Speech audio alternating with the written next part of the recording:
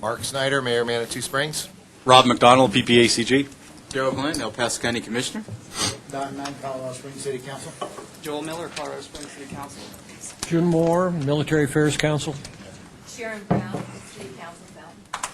Norm Steen, Tiller County Commissioner. Sally Clark, El Paso County Commissioner. Andy Pico, City Council, Colorado Springs. Let's go back to our PPACG table. Beverly Mayeski, Financial Manager. Rich Buzzy, Environmental Program Manager. Jason Wilkinson, Policy and Communications. Well, welcome back. Jim? Jim Godfrey, Chair of the CAC. Dawn Meyer, PPACG. Jennifer, I think it's back to you. Oh, sorry, Jennifer Urban, also Vice Chair of the TAC. Frank Rona, CDOT Region Director. Rick Blue, City of Colorado Springs, Mountain Metropolitan Transit. Richard Marcus, City of Colorado Springs, Mountain Metropolitan Transit. Doug Lawler, CDOT Region 2 Engineering.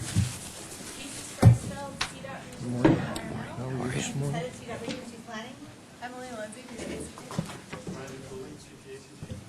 Dave Lux, CDOT Region 2. Jim Goodwin, El Paso County Public Works. Dick Card, Colorado Springs Utilities, and Air Quality Programs. Jim Roberts, City of Colorado Springs, Traffic Engineering. And we missed a few back over there. Good morning, everyone. Jim Reed, El Paso County. Gail Nels, Amplicat. Em? Terry Carver, Observer. Thank you. Okay. Agenda approval. Any changes? No changes. Have a motion to approve the agenda? So moved. All in favor, say aye. Aye. Opposed? Agenda is approved. Public comment. We will begin with the PPACG staff presentation. Rob, you want to take this one? I will. You heard Jason reintroduce himself. And Jason is so expert at being in two places at once. We're recognizing Jason's 5 years of service here at PPACG, including U.S. government, DOD, borrowing him for a year, sending him to wonderful scenic places where he continued to let us know through newsletters of what he was up to. He's been back about 3 weeks now, and so we want to recognize not only his service for the country, but also his service to PPACG with the 5-year service award, which comes with a handy-dandy plaque and also a notebook to fill up. And if you know Jason, he carries a notebook all the time. Is it in front of you now? It's always there. So we'll give him a new start, starting year 5 in 1 day. Well, Jason, if you'd like to come up to the mic. You don't have to say anything. I do think the Navy at one time, their recruiting was, join the Navy, see the world. Has that worked well for you? Yes. Although they didn't guarantee that you would necessarily stay by a body of water. I looked, and there was not a lot of water in Afghanistan. Yes, I know. And they found the one spot that was landlocked. Welcome back, shipmate. Good to be back. Love being at PPACG. It was, I would say, my last year at PPACG was both my easiest and my hardest, and looking forward to getting back involved in doing all the great stuff that we do here and working with all the local governments again.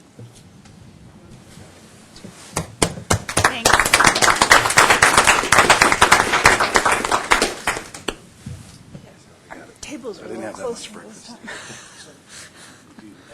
Better, Tyler and I. Get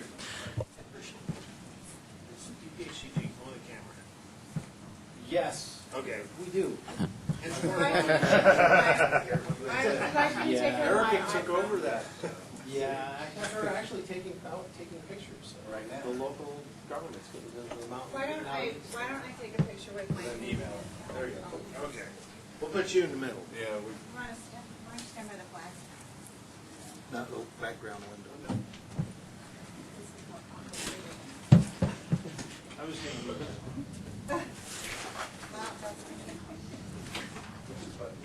I don't know. It's your house.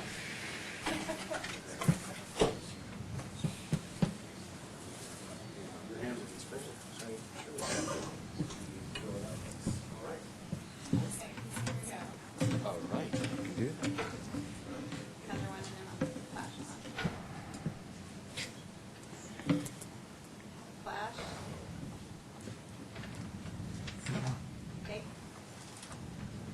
flash, but I'm sure.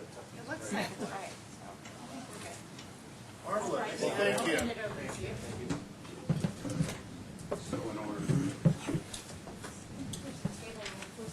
Yeah, I think we're getting more board members. We actually flew the same plane. Really?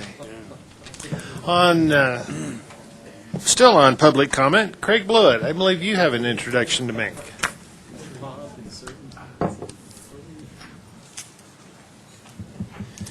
Good morning. Craig Blewett, Transit Services Division Manager with City of Colorado Springs and Mountain Metropolitan Transit. It's my pleasure this morning to introduce Richard Marcus. Richard comes to us from California. He will serve as our transit planning supervisor. You all remember Dave Mentor, who served us for over 5 years in that capacity. That position has actually been vacant since May, and so we've gone through a selection process, nationwide selection process, and found Richard Marcus. Richard, again, is from California, where he's had extensive experience both in transit planning and transportation planning in both Northern California as well as Southern California. So it's my pleasure to introduce to you Richard. And Richard, if you just say a few words about yourself, that would be perfect. Thanks, Craig. Hi. Again, my name is Richard Marcus. Good morning, members of the board. I'm happy to be here. Again, I'm from California. I've been here about 9 days, learning the lay of the land here in Colorado Springs, getting used to the drivers and stuff and a variety of things. I have 15 years of experience. I think the drivers are probably as aggressive here as California. So, no, I don't think so.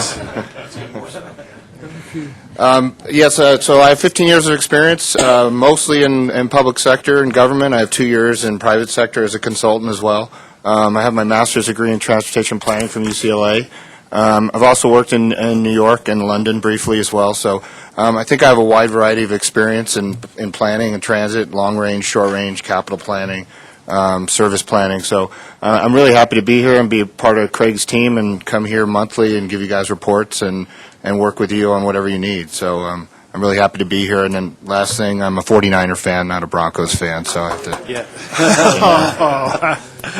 So, but thanks for introducing me, Craig, and I'll see everybody on a monthly basis. So Sounds looking good. forward to it. Welcome. Thank Glad you. to have you. Thank you. Any other public comment? Items not on the agenda. Commissioner Clark. I know there was some recent publicity about the speed limit change to Highway 24, and I would just like CDOT to provide some information about how speed limits are changed and what the process is, because there was really no process except internally at CDOT. And so I'd like to get a copy of whatever study was done in order to change that speed limit. I'm not saying that I disagree necessarily with the speed limit, although we were told during the Highway 24 expansion process that the speed limit couldn't be upped because of safety issues, and now all of a sudden it was upped without any public input. So I appreciate you being willing to address now, Doug, but I'd also like the study information, and I think that maybe your process needs to be looked at, because is 55 right? Is 65 right? Is 50 right? And there was really no opportunity for public input at all on that, as far as I know. Absolutely, Commissioner. Doug Lawler, CDOT. And excellent point, and it's not just for Highway 24, but this impacts all of the local agencies, so we will follow up with that. I'm not prepared to speak to that because that's not my area of expertise, but we will develop something to make sure that information gets out to all the entities. Okay, I appreciate that. Thank you. Yes, Trustee Tyler. I recall a similar comments as well as process when there was speed limit changes on I-25 as well through town as well, and I think that we were equally as surprised by the decisions and requested similar information and came up with a answer that it's up to the CDOT engineer, and there's not really a whole lot of input is my recollection, but I look forward to it. I remember that. Surprised is probably true. Dismayed is not true. We do appreciate the higher speed limit on the interstate. So, Clerk and Recorder Williams. And actually not really that surprised, because once the construction was completed, the general process CDOT's used in the past is they do surveys to find out how fast people are actually traveling. And it's the speed discrepancy that really causes safety issues at times if someone's driving. And you've seen that on I-25 that people, yes, do not drive 55 through Colorado Springs, so a 55 speed limit was very inappropriate. And the challenge is they couldn't raise it further because it was an urban area, although there may be parts that might have justified taking it more to the higher speed limits, obviously not in the middle of a construction zone.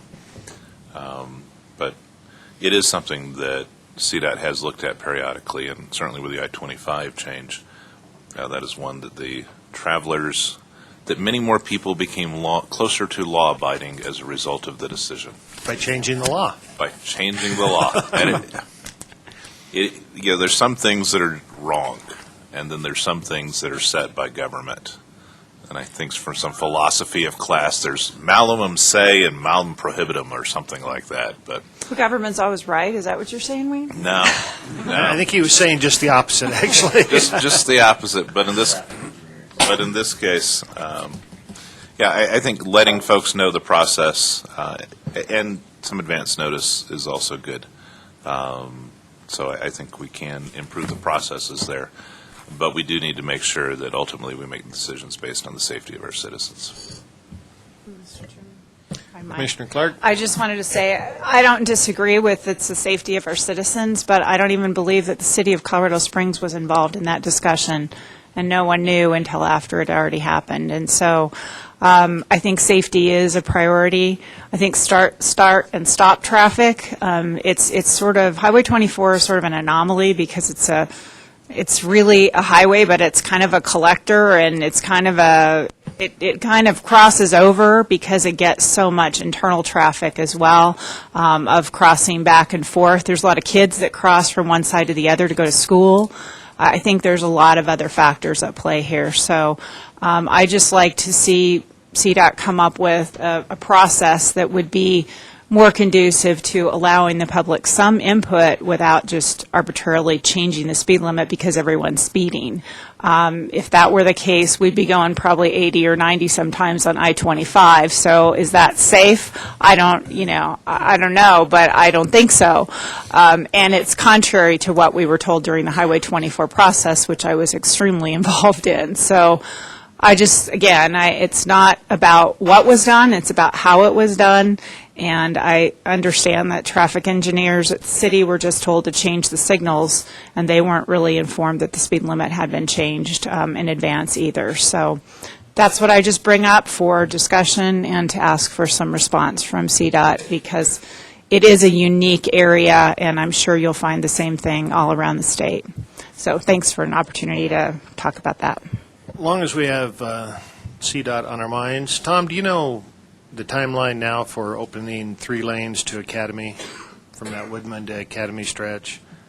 I remember reading something they were hoping for October 1st, and I think they had some rain delays. But yeah, that one's kind of a moving target right now. Doug, do you have a better feel for that? At one time, we had planned on December to having 3 lanes open, but the rains that hit caused some delays. We had some other scenarios pop up, that some issues where we may not be able to make that for the entire stretch. Well, Doug, can you address that? Just the part from Woodman to Academy, there was an article in the paper that said, we're going to kind of accelerate that and get these 3 lanes open, and then we'll continue to focus on the rest of it. So what do you know, Doug? I don't have an exact date on that. I'll have to follow up because I'm not sure what they're doing those various sections. And again, the overall is to have 3 lanes in each direction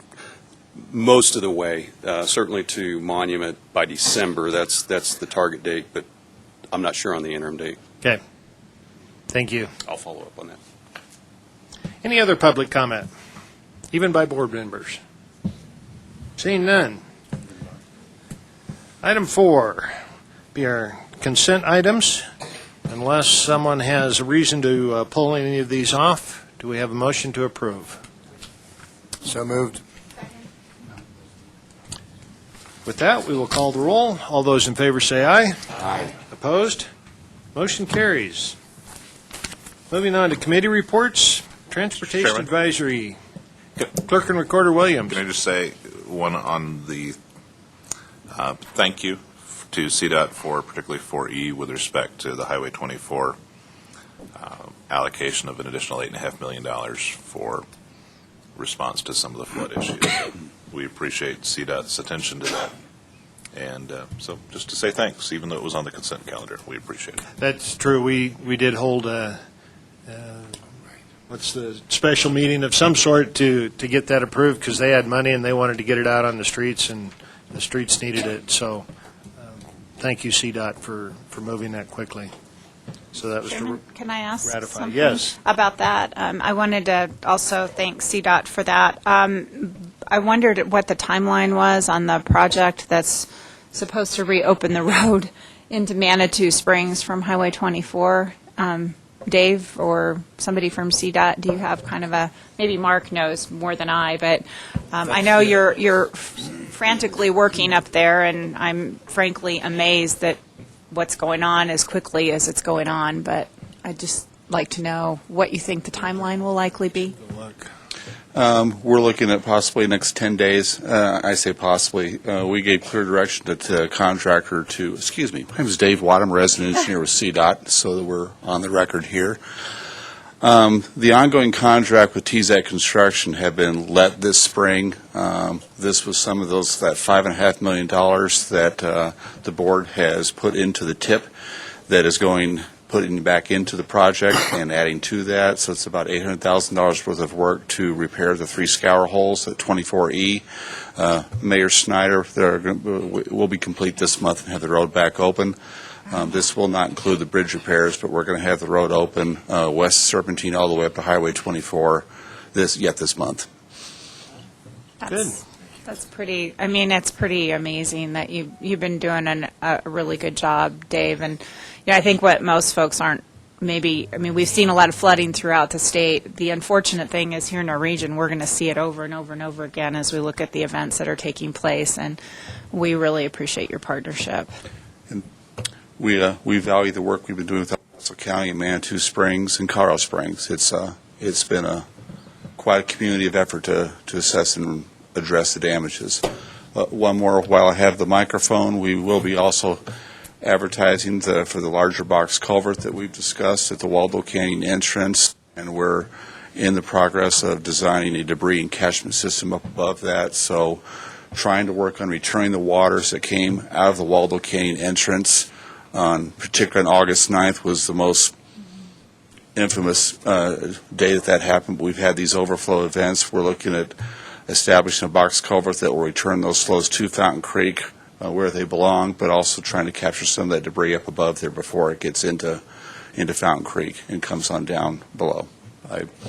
Well, if I may. Mr. Mayor? Yeah, and I thank you, Wayne and Sally, for pointing that out. It seems like months ago that we authorized that new funding, but it was just last week, I think. But while you're addressing those projects, what about the slope at Rainbow Falls? What's the current estimate on how you're going to take care of that? And what the slope at Rainbow Falls is similar in that the most conspicuous part where you see the scour that has happened after the rain events. That was one of those things that actually happened due to the fact that we had heavy rains in mid-September, not so much of a response from Waldo Canyon Fire. The work up top has been completed that keeps Highway 24 up above Fountain Creek there. There's a soil nail wall that goes along that stretch of the erosive slope. We'll be completing the restabilization or revegetation as best we can at that slope between Fountain Creek and the top of Highway 24. And then some of the $1.5 million that are as part of the STIP amendment here for TZAC work, there'll be grade control devices that are going back along Fountain Creek to try to stabilize that creek there. We've seen a lot of incision up to about 10 feet in areas where that section of Fountain Creek is lowered, and we're having to respond with a lot more substantial structural work along Fountain Creek there to stabilize the creek in this post Waldo Canyon hydrology that we have. We're working on it. I know that Serpentine Drive bore some of the effects of the changing dynamics we're seeing at Fountain Creek. It's a conspicuous sign when you see that scour hole, but we're seeing changes along Fountain Creek up and down there where we're having to address some areas where the creek is shifting, going into some of the lanes on Highway 24.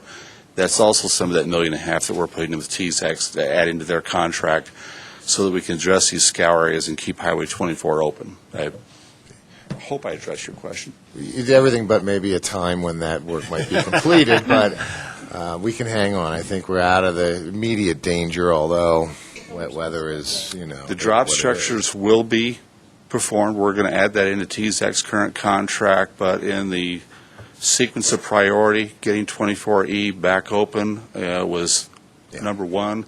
Number two is getting this box culvert out and going. We want to get that work started as soon as possible so that we can be out ahead of spring rains coming up.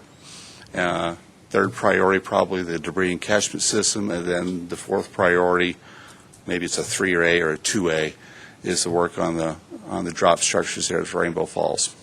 And I was thinking, last Friday I was up there looking around, and I counted 11 pieces of heavy equipment working on Waldo and our west entrance. So I really appreciate the attention you're giving it. And while we're having a CDOT Love Fest, I want to thank CDOT and the county both for helping us as we look to maybe draw down some federal highway monies to repair a lot of the roads that have been damaged through the September rains. It's very much appreciated. Thank you.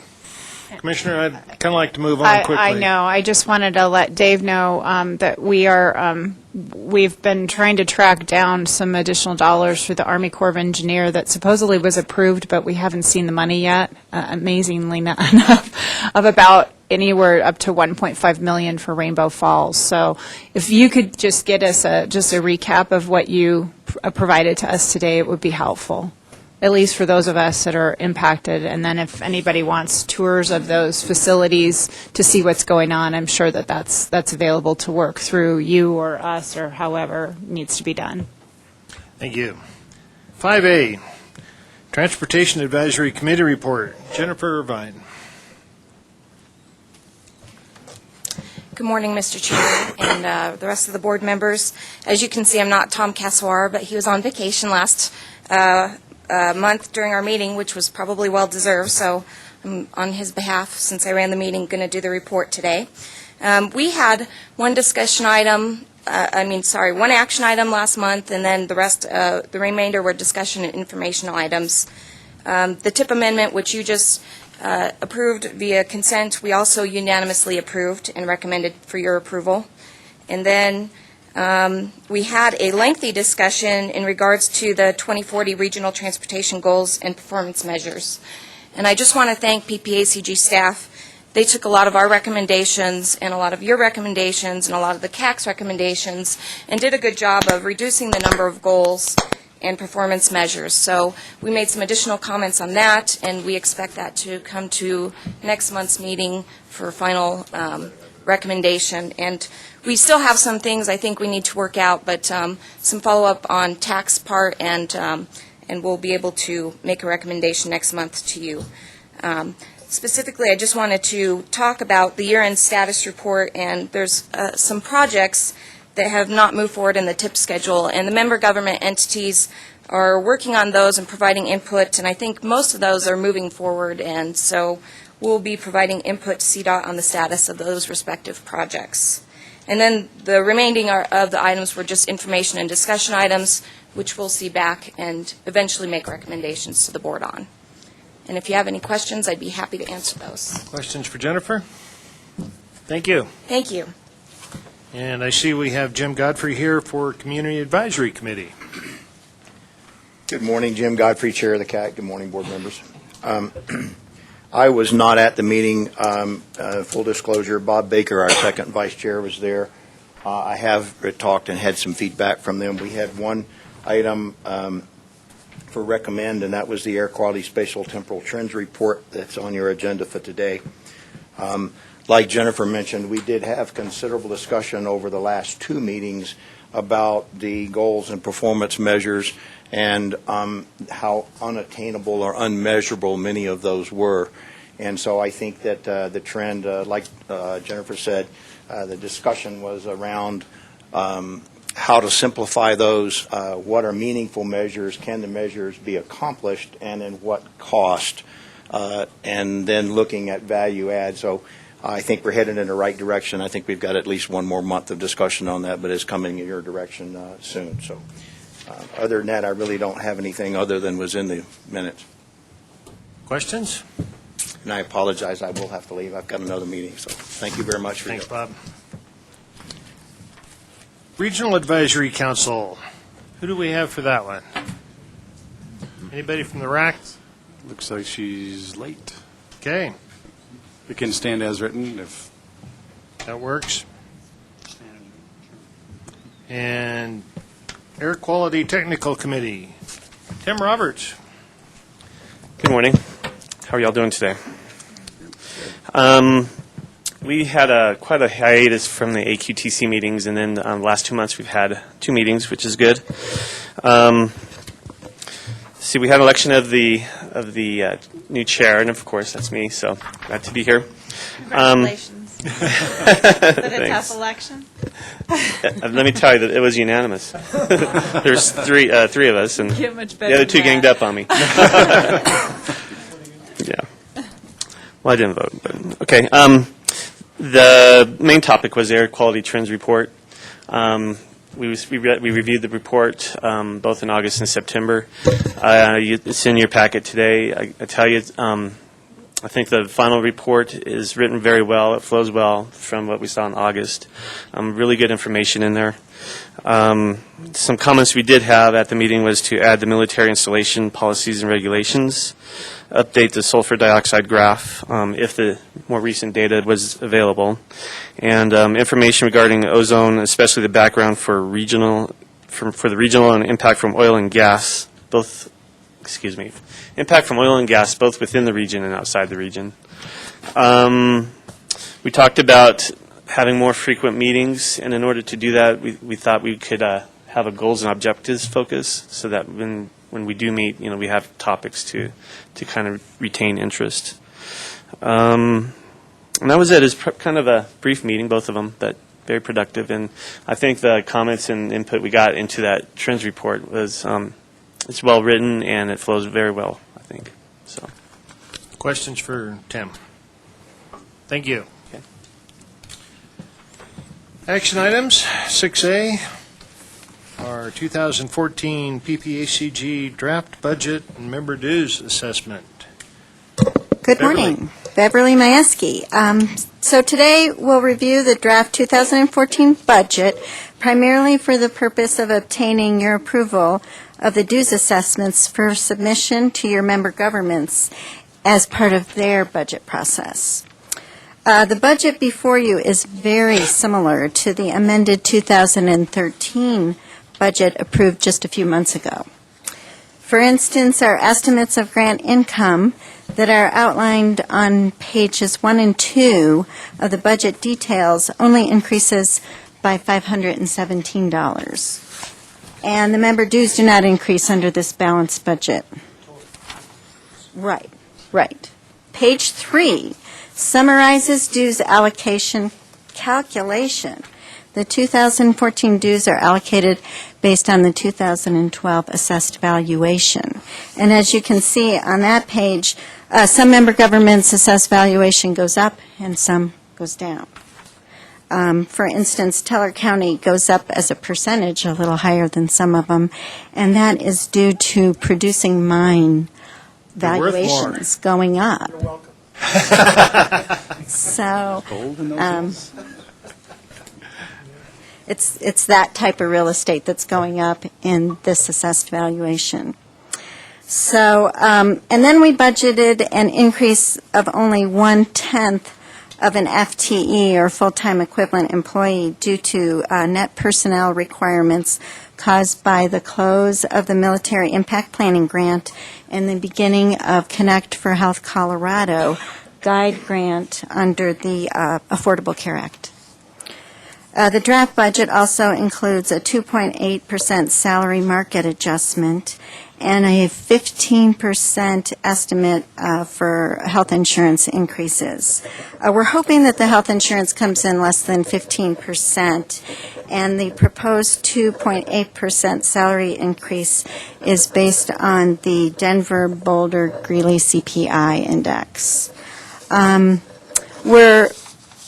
In order to keep our health insurance increases at a minimum, we are doing an early renewal date of December 1st. And we've been working through the Colorado Business Alliance to obtain better rates than we would receive on our own because we're such a small agency that we're going through a bigger group like that.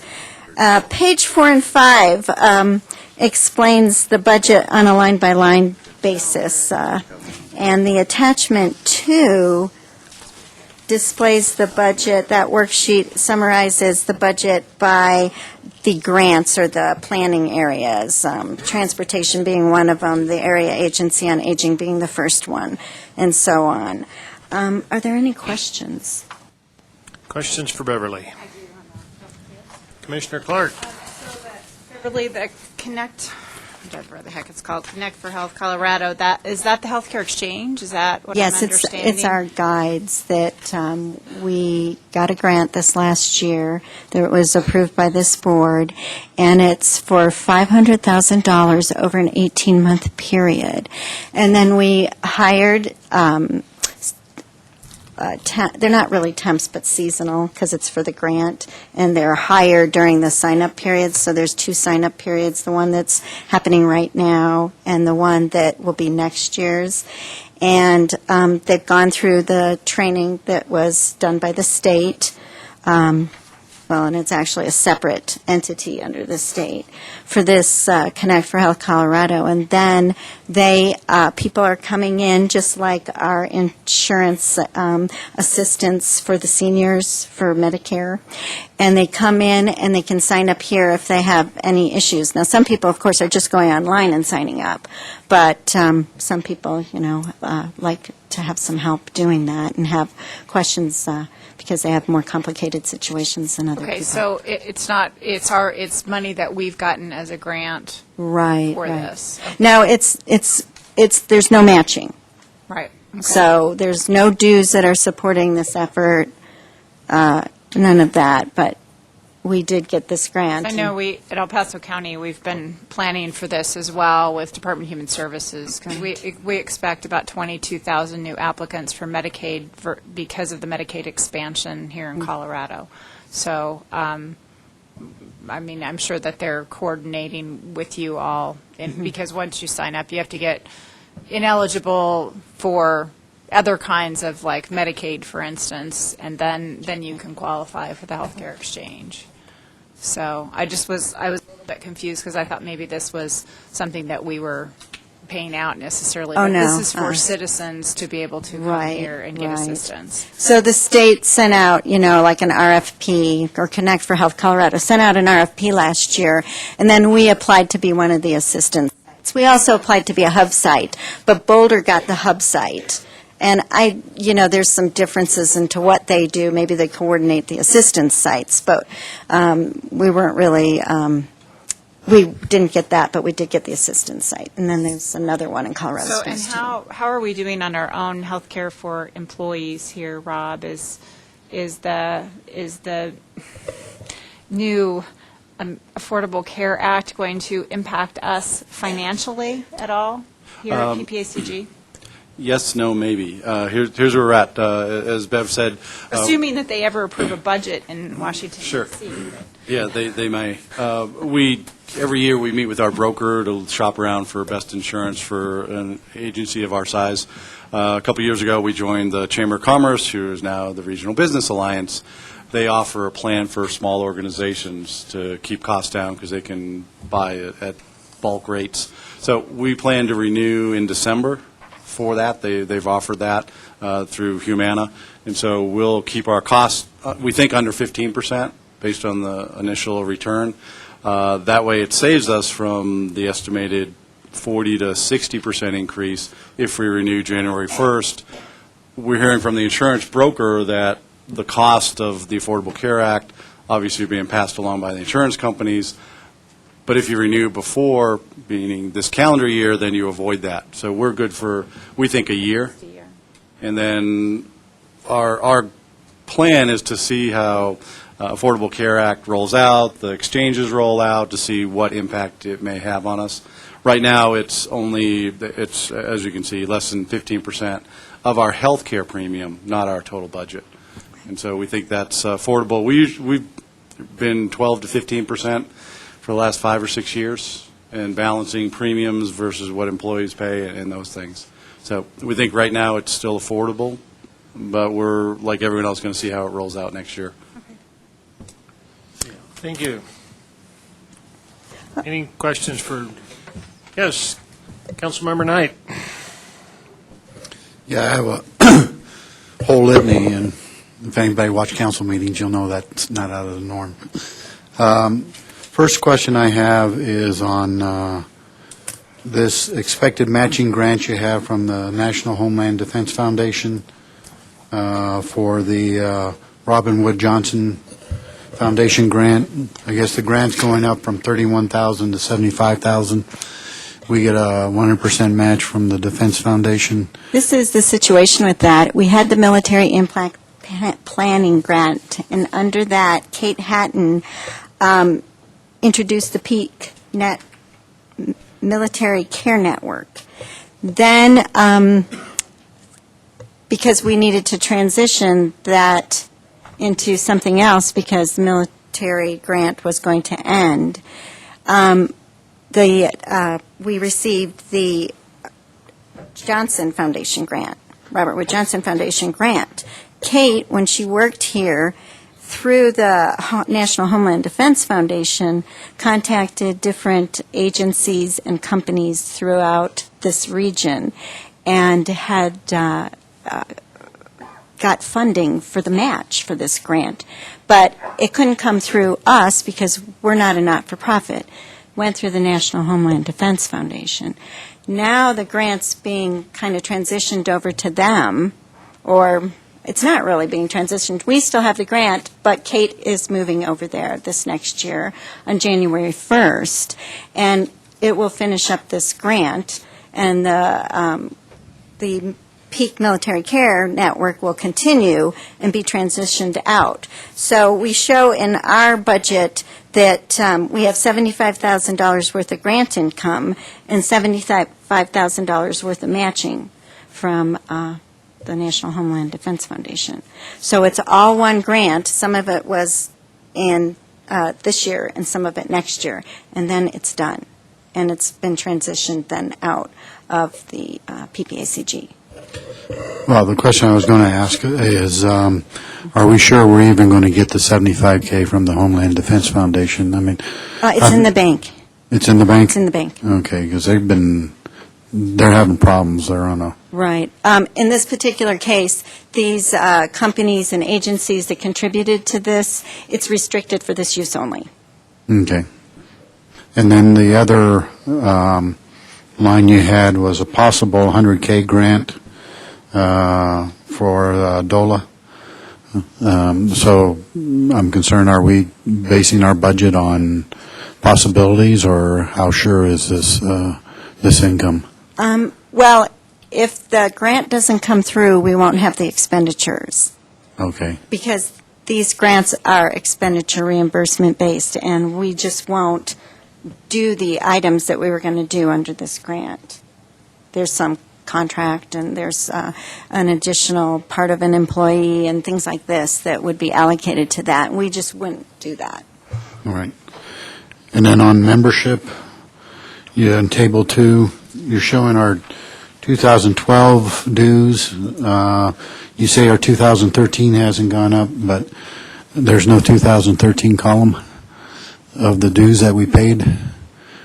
The middle column is member dues for 2013. So, for instance, the City of Colorado Springs paid $182,544, and then this year it just went down just slightly, $182,225. Okay, got it. Because of the relative Okay, valuation change. I misread. I saw the 2012 valuations. Okay. And the last question I have is, when you talk on the expenditures, contract services, you say in there that we have the Agency on Aging grants that are passed through to contractors, and then contracts related to the National Transportation Long-Range Transportation Plan. So are those pass-through grants also? It doesn't read like if they're passed through or not. Or is this money we're spending out of our budget? The Area Agency on Aging, the money comes in and Right. it goes out, and it's about approximately $2 million of this. Okay. And then all the other grants combined are the rest of it. But transportation has a higher amount of grants this year than it would normally do because of where they are in their planning process. And the contract that we spend there is billed through our transportation grant. So if we don't have those expenses, then we don't bill them. So basically, revenue's going up and our contracts are going up. But if we don't spend all the contract money, our revenue would go down because it's just reimbursement-based. Okay, but the long-range transportation plan, all the stuff that's being money spent on that is grant money, or is that coming out of our membership? Most of it's grant money. The dues for part of that is like around 17%. But then there's a part of that, there's another grant that's the Sharp 2? Sharp 2 grant that's 100%. We have no matching on that one. And that's about $212,000 total. Okay. Would it be possible for either offline sometime to get or before the entire thing, to get a update on the long-range transportation plan? And what's in there, what are we spending our money on, what commitments were being made? We can do that. And just, I'm assuming it was board approved prior to the 3 new city council members on there, so I'd just like to know what we're spending our money on. Sure. If it's not a pass-through grant, it's actually our dues, then I'd like to know what we're spending our money on. Sure. And next month, we'll hand out the work program that articulates the details of all the programs. But in transportation, it's the scope that we have with CDOT to do our transportation plan. So it is 20, 30 pages of all the detail of what we spend internally, what we spend through contracts. But as Bev said, most of it is grant funded. And dues, the local governments, you support some of those federal grants, about 17%, I think, in total. But you'll have all the detail next month as a handout. But I can get you the current year work program. It's very similar to next year's transportation work program. So I can get you that. Mayor Snyder. No, I'm sorry. Trustee Stevens. Rob, correct me if I'm wrong, but I think backing much further up, the transportation plan really is the plan that we allocate the regional projects with and allow us to spend the federal dollars that come into our area. I'm just trying to back further up into the justification for the expenditure on the transportation plan. Sure. Yeah. What the board approves is that scope of services. 3 big things in that: the long-range plan, which is now the 2040 plan; the TIP, the Transportation Improvement Program, which is 6 years; and what is the work program that we're doing, and all the backup for the technical analysis that support that long-range plan, with the end goal of being eligible for. Last year was $150 million. Federal transportation dollars to this region that this board allocated through your TIP, and then out to the local governments and CDOT. So it's one of those enablers to receive the federal funds. Commissioner Clark? I think what might help us too, Rob, is if when you bring back the work plan next month, is to also provide a list of our staff and who's doing kind of what, if in terms of I believe it's 36.75 FTEs, is that what we have? To just, so we get an idea too as a board of what everybody's doing and who's employed here. Some of them are completely grant funded, others are partially taken out of our dues, but I think as Tyler pointed out, and our chairman, it's important to note that with the money that we get, we use that as a leverage and additional dollars to match bringing in those federal dollars that help us in other ways. But that would help, even a flow chart too, I'm sure you have it, that shows kind of how it all works here, so that we have a better understanding of the people who work here too, which obviously this can't run without people to There be are some, involved. yes. Yeah, the work program articulates by program the staffing and their titles. And so we can add an org Great. chart to that as well. Thank you. Thank you. The action we're looking for is something, a motion to approve the member government dues so we can forward that on to Move the member approval. government. Any Glad our- discussion on the glad our motion? dues aren't going up. Thank Easy you. to take back to the board, isn't it? All those in favor say aye. Aye. Opposed? Motion carries. Thank you. Thank you, Beverly. Theirs went down. By $2. That was about 10%, if I remember right, yeah. Someone left town. 6B, air quality trends report. Hi. Good morning. My name is Rich Muzzy. I'm the Environmental Program Manager here at PPACG.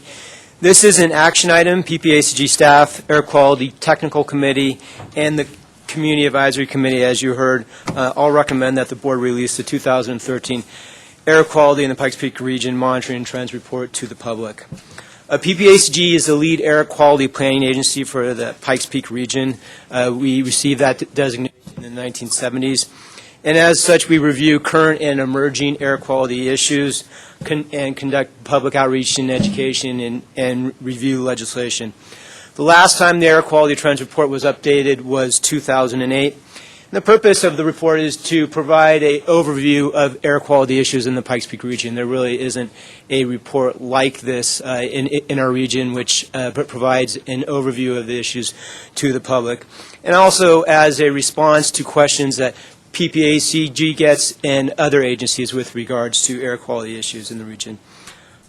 With me today are Vicki Card with Colorado Springs Utilities, Jim Goodwin with El Paso County Health Department, and Tim Roberts, if he's still here, with the City of Colorado Springs, who are all members of the AQTC to help answer questions you might have. There's a lot of information that's covered in this report. It was designed so that if you want additional information, there are embedded hot links, which are shown in blue underlined text. If you do not have access to the internet or you print out the report, there are footnotes which have those websites. I'd just like to go through the report briefly and highlight some of the key sections that are in the report. It was provided as attachment 1 to the memo. If you have any questions, please feel free to go ahead and interrupt me and ask them.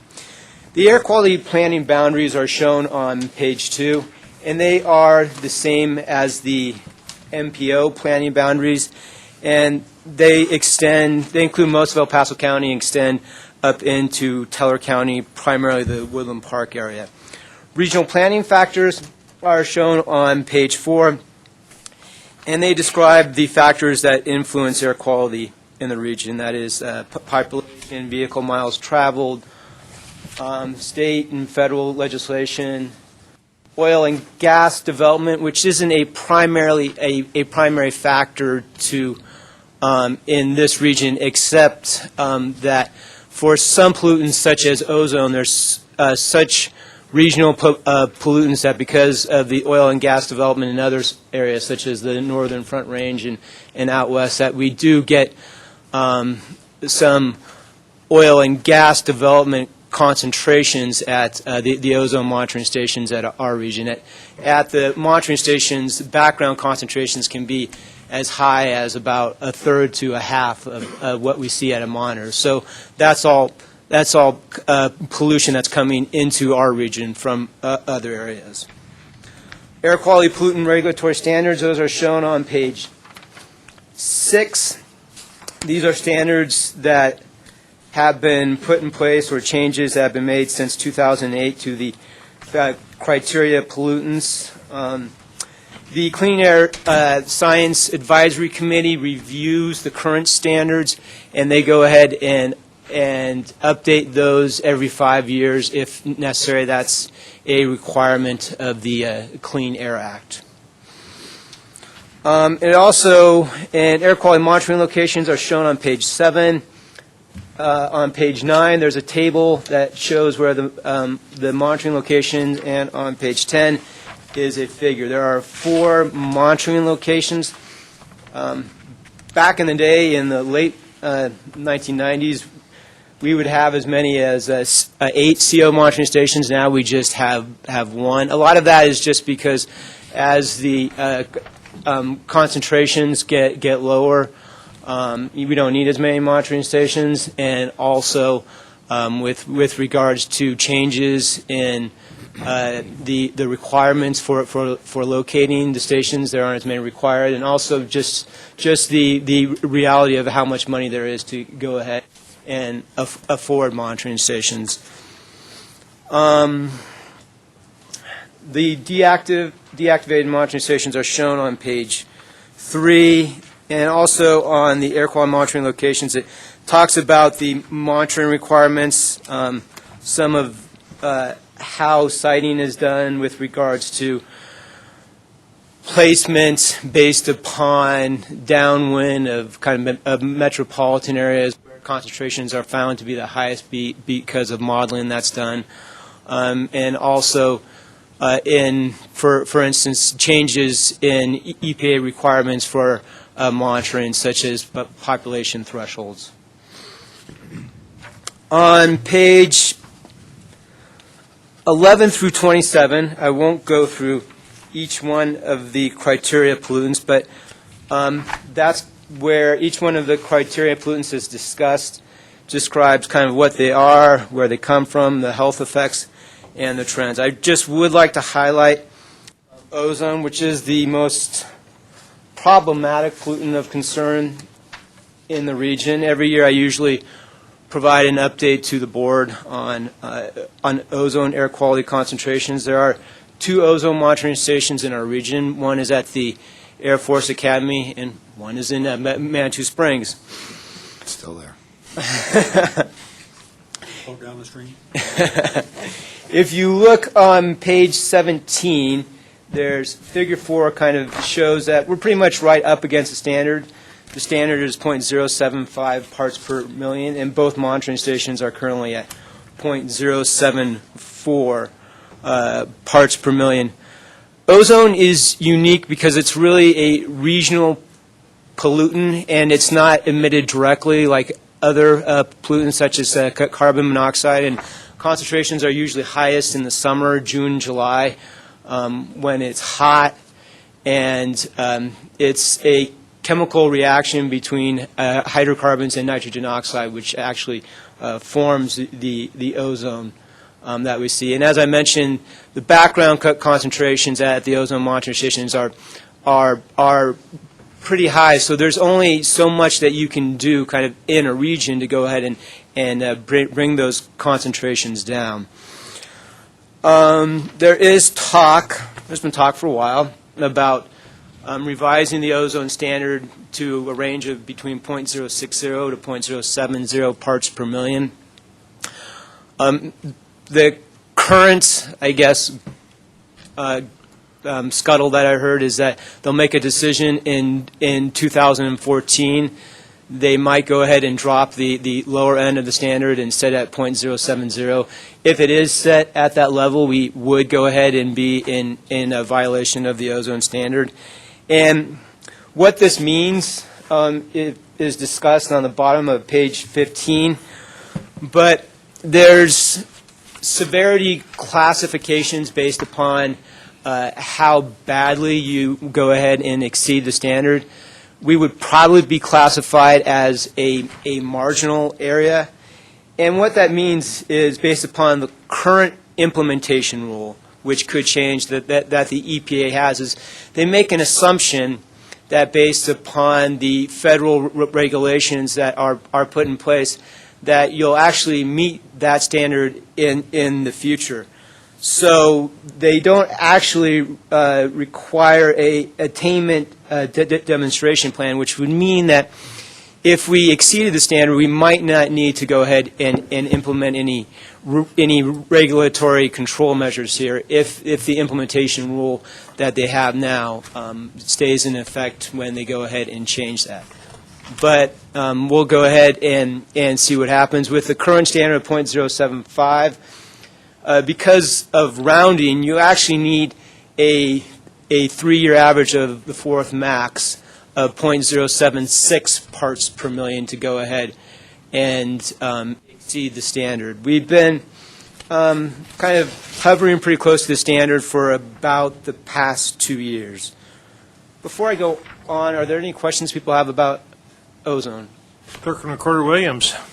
Just to clarify, if they lower the standard, virtually every metropolitan area in the country will be out of compliance. 95%, 90 to 95%, Okay. yes. So, We won't be alone. no, but part of what folks need to understand in here, as we've dealt with resource allocation at the State Transportation Commission level, is that allocation of certain funds, the CMAQ funds, the congestion mitigation and air quality funds, are determined in part upon whether you are in compliance, out of compliance with various standards. So I'll make my general statement, which is, first, if everybody in the country is out of compliance, CMAQ becomes a fairly pointless program because it's then not targeted at the places that actually need it. Having said that, Pikes Peak could get more money into our area by going slightly over the edge because we would then be eligible for a larger portion of Colorado's dollars. Yeah, I think so. So those are just two factors to be aware of that may not make any sense at all. But for those new to the group, these are some of the impacts that it has on us in terms of funding with respect to where they set those levels and where we are. Councilmember Pico. I'm not quite sure I'm following how we would get a larger percentage of the state dollars if essentially the entire state is out of compliance. Because right now, northern Colorado is out of compliance, and Denver Metro's out of compliance. And so they get a higher proportion of the money because we're an attainment area or a maintenance area.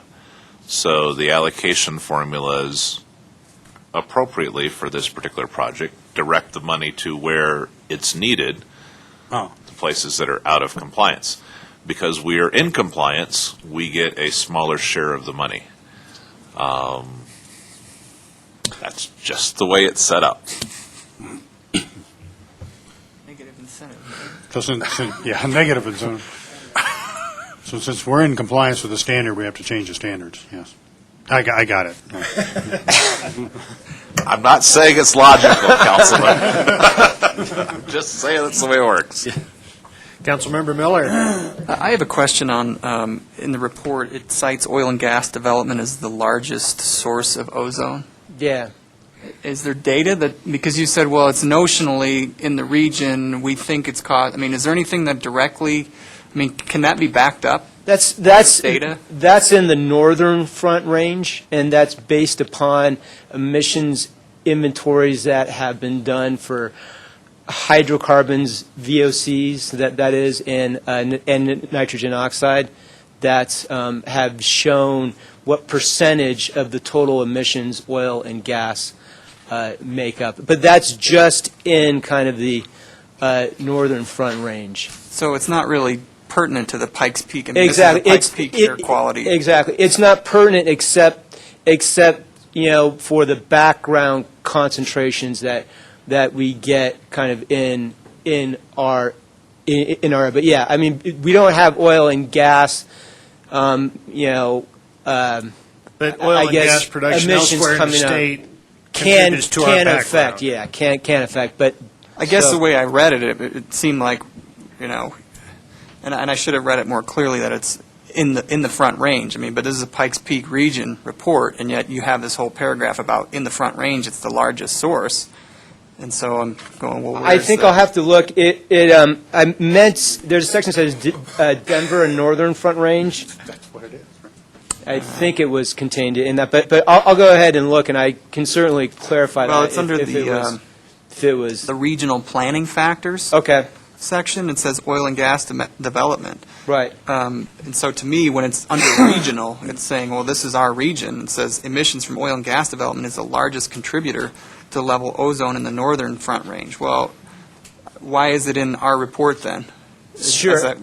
And that's just because of how it can affect the background concentrations levels in our area. But yeah, I mean, it's a pretty minor factor in actual ozone concentrations in our area. And I certainly can go ahead and clarify that. Yeah, I guess to me that would be language. Because when you read that first, you read that sentence, it's under our region, and you go, this is the biggest contributor. Like, wow, well, I didn't even know we were doing that much in our region.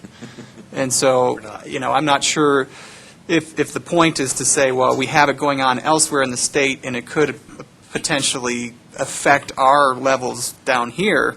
I think it would be important to clarify that, because to me, it's under the regional umbrella, and then you'd have to read, if you're reading this quickly, you read the topic sentence, you go, wow, it's the largest contributor to ground level ozone.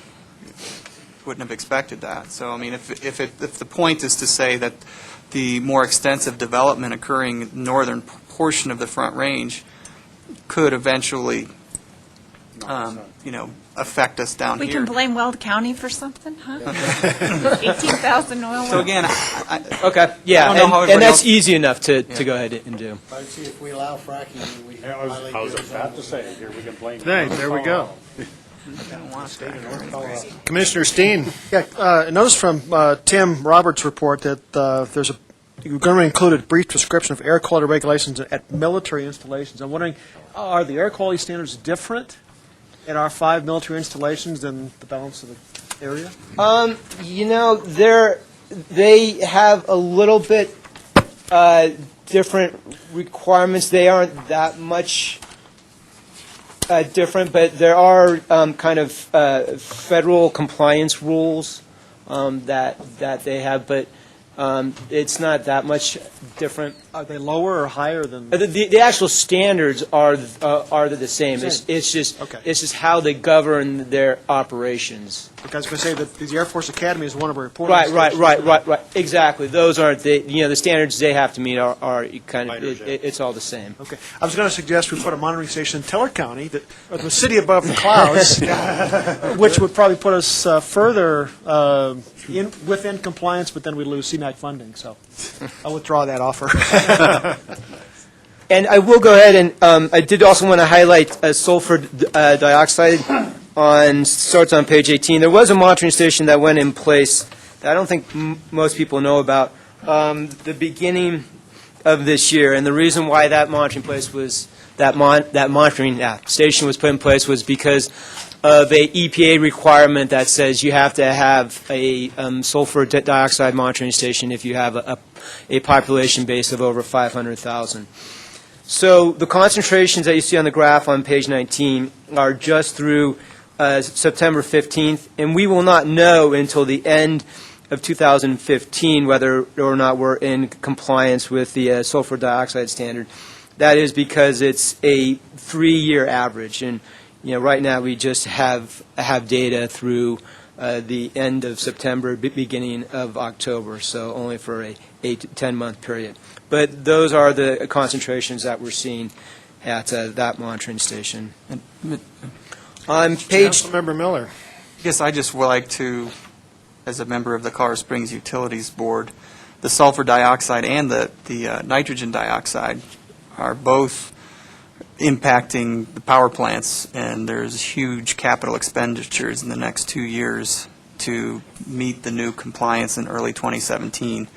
So I would expect that you'd see those numbers dropping significantly as the equipment is installed on the power plants. So I just wanted to point that out. So. And I don't know when, I think the scrubbers are going to be put in, when are the scrubbers going to be? Next year. Okay. 2016. 16 it'll be 15, finished. yeah, starting installation next year, but. Okay. Drake is next year, and then Nixon will be the 16. On But of course, that goes back to the, if we're in attainment of the standards, they'll just change the standards. They'll Put more scrubbers in. On page 28, there's a summary of the criteria pollutant trends, and also on page 28, there's a discussion on other air quality indicators, air toxics, and greenhouse gases, and a summary of the new pollutant regulations on page 29. Conclusions and recommendations on page 33. This report did go ahead and address the comments that were made by the AQTC, and those comments were addressed before it went out to the CAC, so the CAC had the revised version of the report. With that, I'm available to answer any other questions. Mayor Snyder. Given that ozone is our greatest concern, and if we were in non-attainment either by a lower standard or by increased concentrations, what tools do we have in the box left? I can go back to when then Commissioner Williams led the charge to eliminate vehicle testing. Right. But what else? What other tools do we have, or what is the process, just briefly, if we were Sure. to find ourselves in non-attainment? According to the current implementation rule that the EPA has in effect for ozone, we would go ahead and be looking at what the current and future federal standards are going to be. That is, regulations for fuel economy vehicles, regulations that are put in place for stationary sources, and regulations that are put in place for mobile source emissions. And with the assumption that those would go ahead and meet the standard in the future. In my reading of that implementation rule, we would not need to do an attainment demonstration plan. So that is, we would not need to go ahead and look at implementing the emissions testing program here to reduce ozone concentrations, or kind of a AOBD onboard diagnostic program here to go ahead and reduce ozone concentrations.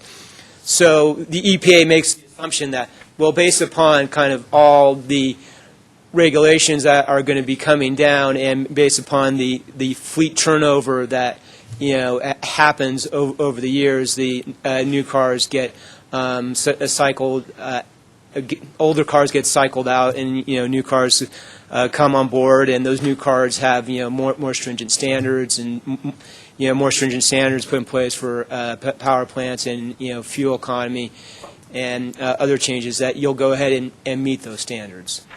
So but that could change. That's the current implementation rule, but when they go ahead and update the standard, then they could go ahead and change that. And just to add on, and Rich has talked to this board a few times about, we monitor what they're doing in Denver and North Front Range, because they are out of compliance with current ozone standards. They have programs and other things like the emission testing. They do it's a different kind of testing. So they've put that back, because when we got rid of those stickers, so did, I think, Larimer Weld County.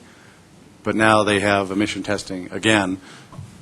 So they've been using a lot of tools in their toolboxes that we keep an eye on. So if the standard changes, if we go out of compliance, and if the rules don't dictate we have to do something more, then there's a lot of tools in those collective toolboxes.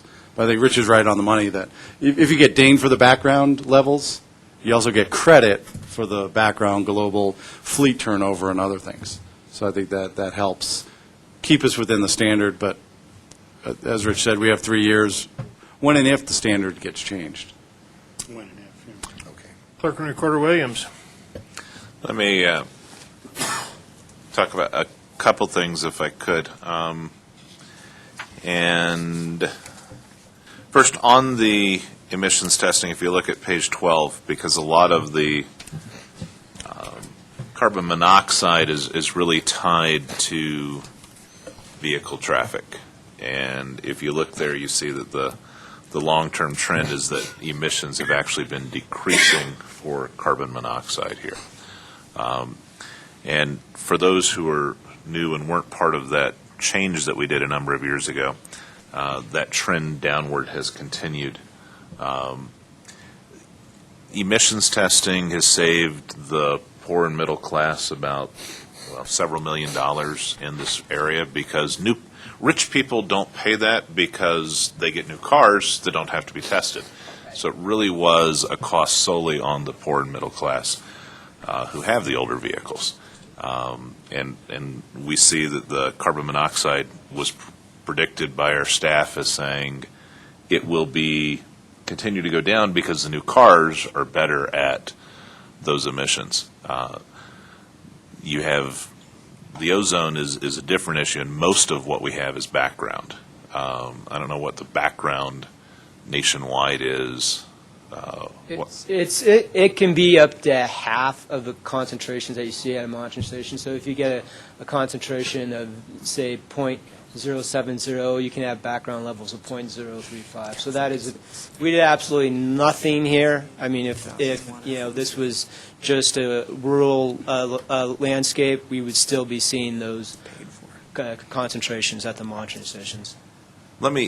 Rich, I wanted to ask, though, because there's a couple things that on page 5 that I don't think are accurate.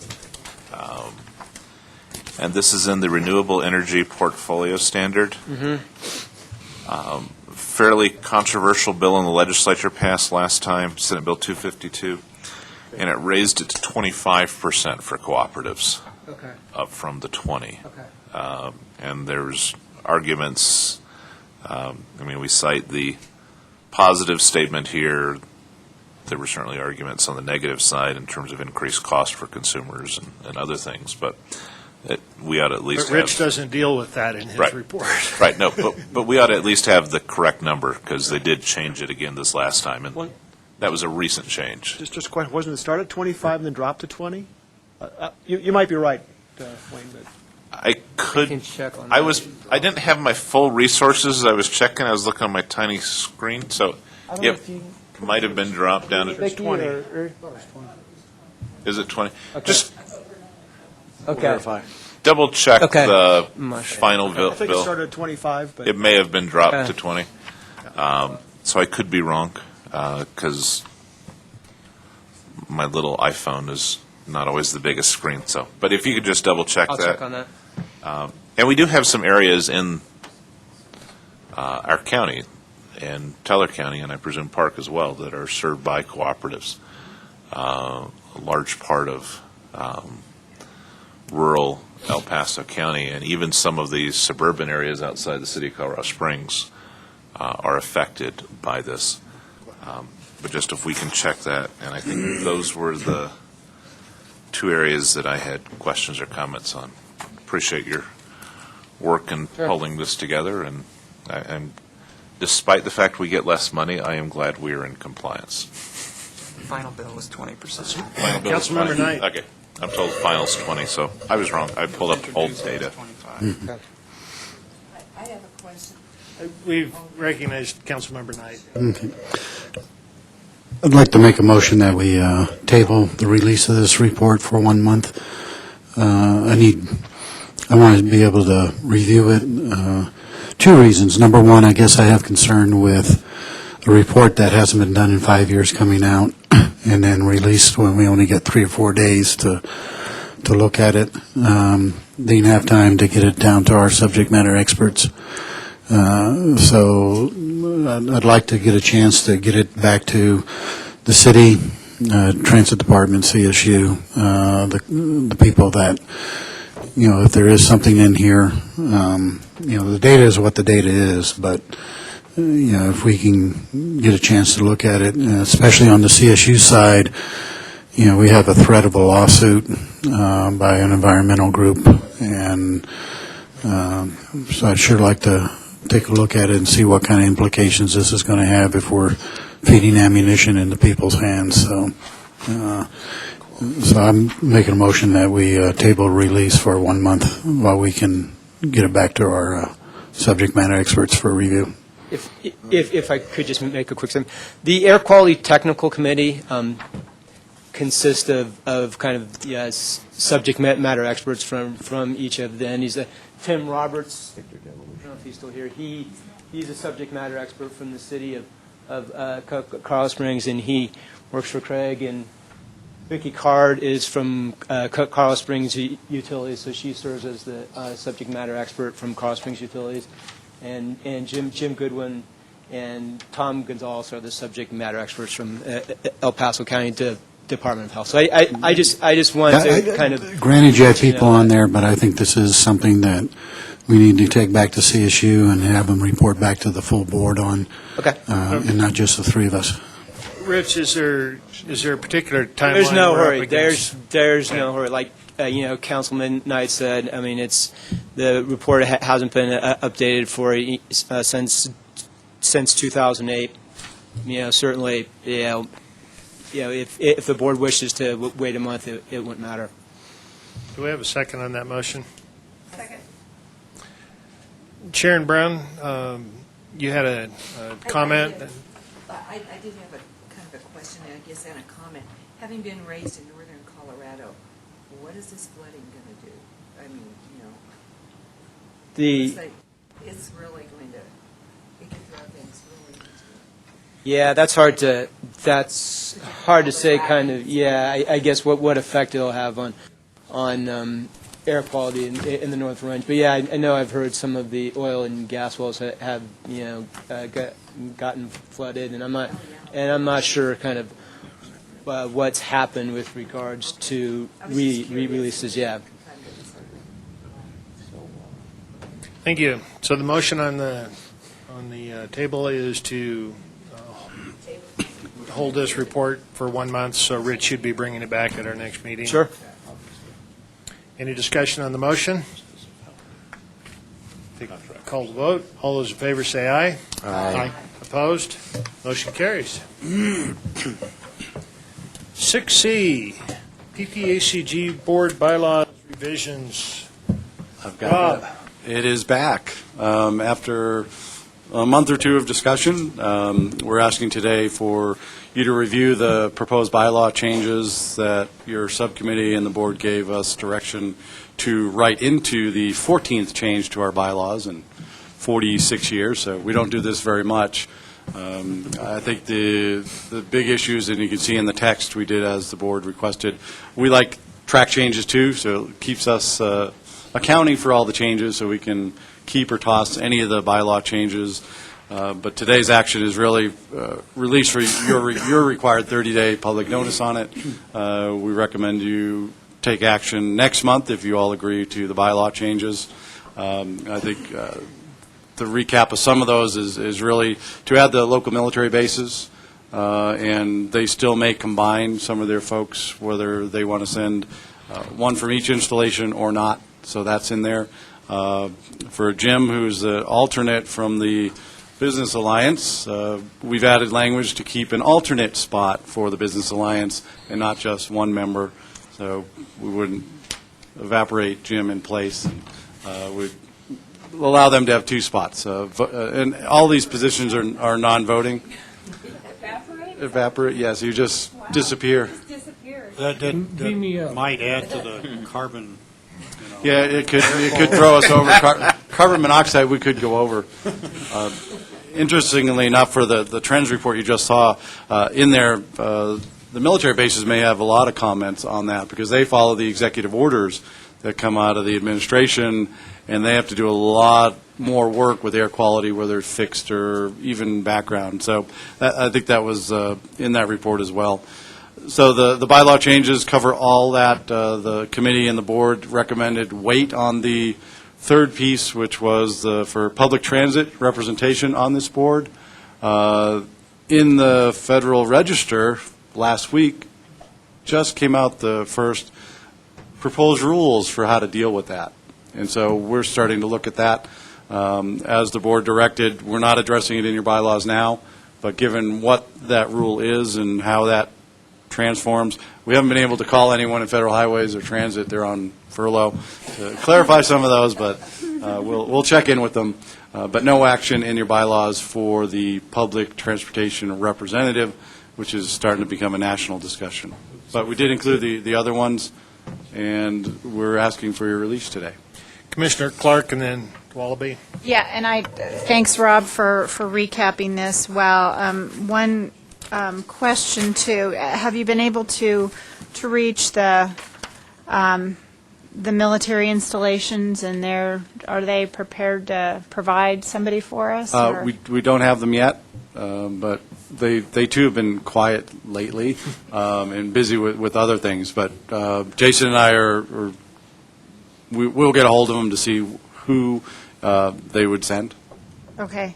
And I just want to make sure, and I was trying to scan through here where we have that listed in the bylaws. We just need to refer to them probably as installations because Fort Carson is a post, and so just don't want to make anybody upset. Yeah, I think we had variable language. Let me see if I can find it. Or general in nature. There it is, page 6. It's on page 6. The first line, page 6 in the middle, talks about special membership Yeah, for so regional military installation, I think. Instead is of bases? Instead of base, yeah. Yeah, the next sentence talks about base, garrison, Navy wing, armor. but we can do installation. We don't want the Army upset with us. Commissioner Wallaby. So if the people aren't getting back to you on the transit, does that mean they're considered non-essential? Along with the Panda Cam? I think so. Panda Cam and transit are non-essential. Let's keep that in our heads then. Panda cams are very essential. I'm sorry. How did you? Clerk and Recorder Williams. Page 6, the full underlined paragraph. Yes. Penultimate statement, sentence in there. Said individual shall be approved by the Board of Directors of PPACG. Why do we need that in there? I guess my contemplation is a commander tells us this is who he wants here as his non-voting rep. Are we going to vote that down on occasion, or? It's my question. Sure. If it's an Air Force guy, I think it's Admiral Keating. He was a nice guy. Admiral Keating, yeah. Yeah, I think it's a convenience for the board. You can take it out of that paragraph and all the other paragraphs that you approve the other special members to join you. If you go up for the public transportation representative, 2 paragraphs above, that phrase is in there as well. Yeah, but that person we choose. Sure. So we don't have that phrase for the ones appointed by the governor. Right. We took that out. It was in there. Right. At one point. So I think this is more akin to that, where we choose that public transportation rep, but I think the garrison commander, the base commander, the post commander tells us. So I just question whether that should be in there. I leave that to y'all to decide. Board convenience, and I would suggest if you change it there, also for the military community representative. I don't know if you want to approve who the alliance sends over or not. So completely up to the board. Colonel Moore. Well, I think to that point, I would like to clarify. Traditionally, it's been Chamber Business Alliance Military Affairs Council chair who has been the designated representative. There's no language in here that speaks to a source of the individual who is brought forward to serve as the military community representative. I don't know whether that's an oversight or whether we just are trying to, the tradition is supposed to uphold, and I would need to report this back to the MAC and through the MAC to the Regional Business Alliance about how this is going to proceed going forward, because the way this reads right now, anybody could come forward who has an appropriate background and be considered by the board as the special representative, if I'm reading it correctly. So which board are you speaking of, considered Speaking by of the military community representative. Right. And I'm going to report back to the MAC because traditionally this position has been the MAC chair or vice chair. And this is a more open and I think more appropriate way to frame it from the point of view of the MAC but there's no language in here that says that the Business Alliance or the MAC is the source of the nomination. Should it be in there? I don't know. What is the wish of the Council of Governments in terms of where this representation comes from? It's clear in the new language for the military installations that it's going to be the senior commanders that are making the designations for those units. But it is not clear to me, and I'm going to need to report back to the MAC as to how this is going to be interpreted by the Council of Governments. So, Rob? Yeah. That's not a change we're making. How have we... Tradition, I think, Jim. Okay. It has been tradition that the Chamber of Commerce, or EDC, when they had a MAC, it was tradition. But it's always been up to the board, a citizen. It was convenient, and tradition evolved, obviously, for the MAC chair and vice chair to fill that position. But, yeah, it's up to the board how specific you would like to get. Clerk and Recorder Williams? Historically, the reason we went with this method is the MAC makes recommendations, this body approves it, and we've generally accepted it. But the difference for me between the garrison commander and MAC is the garrison commander is the commander of that garrison, so having us approve who he sends to us or she sends to us doesn't I don't make any think sense. that's the point that Jim's making. But on MAC, there are... we've had different groups in the community at different times. The Alliance has merged is a merger of several of those groups. We could have others that come forward and say, we think this person would be the best representative. So I think that one is appropriately that this board appoints, but we make that appointment based on the recommendations we get from MAC, and that's traditionally who it's been. And this paragraph does not say we get recommendations from MAC. But we don't need that in a bylaw to say how we get recommendations. We have a process that works very well, gives us good representation. I guess I don't see a need to change that. Councilmember Miller and then Commissioner Clark. Yeah, I'm comfortable with the language, and I just think if it were specified, this is a military region, and so there's a lot of other military organizations. Not to say that the MAC isn't the best or might not have the best, but I think as the terms change over, I think there should be some sort of advertisement, say who do we think, it could be a retired officers association, it could be any number of organizations that would be able to represent the military community. So I think I like the language the way it is, and I'm being that I'm new on the board, I would think that when the terms change over, that it's not an automatically assumed one organization is providing the member for that. So that's my thoughts. Commissioner Clark?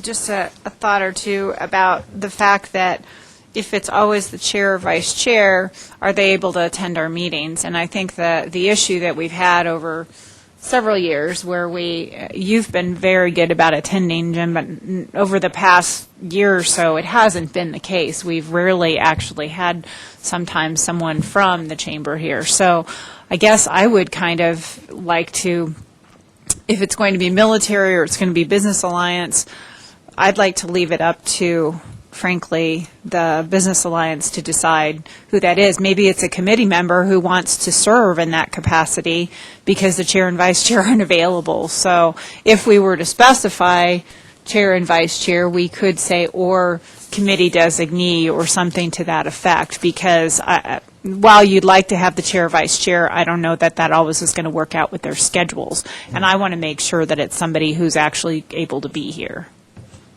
Colonel Moore? If I could respond to both points to Councilman Miller, we have gone through an extensive evaluation of the Military Affairs Council over the course of the last 12 to 18 months. And we believe the Military Affairs Council is the only organization in the community that attempts to reflect the community responsibility to the military installations and the military missions in the area. The other military-related organizations, retired officers, retired enlisted association, Air Force Association, all have missions that are much more specific to their particular service or their particular functional area or their particular interests of their membership, and not so much the community as a whole. So if the intention of this particular special membership is to provide that sort of focused community interest in the defense side, while you are providing the military installations to have a representative, then I would recommend that the MAC be cited as the nominating source. To Commissioner Clark's point, I think that's very valid, and we, in fact, have been working to try to disperse some of these responsibilities to make sure that if we are supposed to have representation on a particular organization like the Council of Governments Board, that someone is available who can attend. Historically, we have relied on the chair of the Military Affairs Council to do everything. And that individual then has been representative at, raising flags, promotion ceremonies, new commands, and meetings like this. And we're trying to get more people engaged in those kinds of areas. So not specifically citing chair, vice chair, but allowing for a nomination from the MAC. And I don't care if it's done traditionally, but to recognize that that's the organization that looks to the broader community interest in this area, I think is an appropriate approach to it, not expect that it's going to be the chair or vice chair necessarily. Councilmember Miller? I guess I'll just follow up. I'm not suggesting that the MAC isn't a good source for this, but I think since the MAC is a committee of the RBA, then the representation of the entire military community is through the lens of the RBA. So whether that's good or not, that should just be a PPACG board decision when deciding who the best representative for the military community would be. Okay. Further comments? Do we have a motion? What we're looking for is to post this for our required 30 days, and of course any motion would need to include any changes the motion maker would like to make, and then that'll be up for discussion. Councilmember Miller? Mr. Chair, I move to approve the changes to the bylaws with the change that does not require board approval for installation commander appointments of the installation representatives, and the wording of installation to be replacing the word base, and all other language as currently written.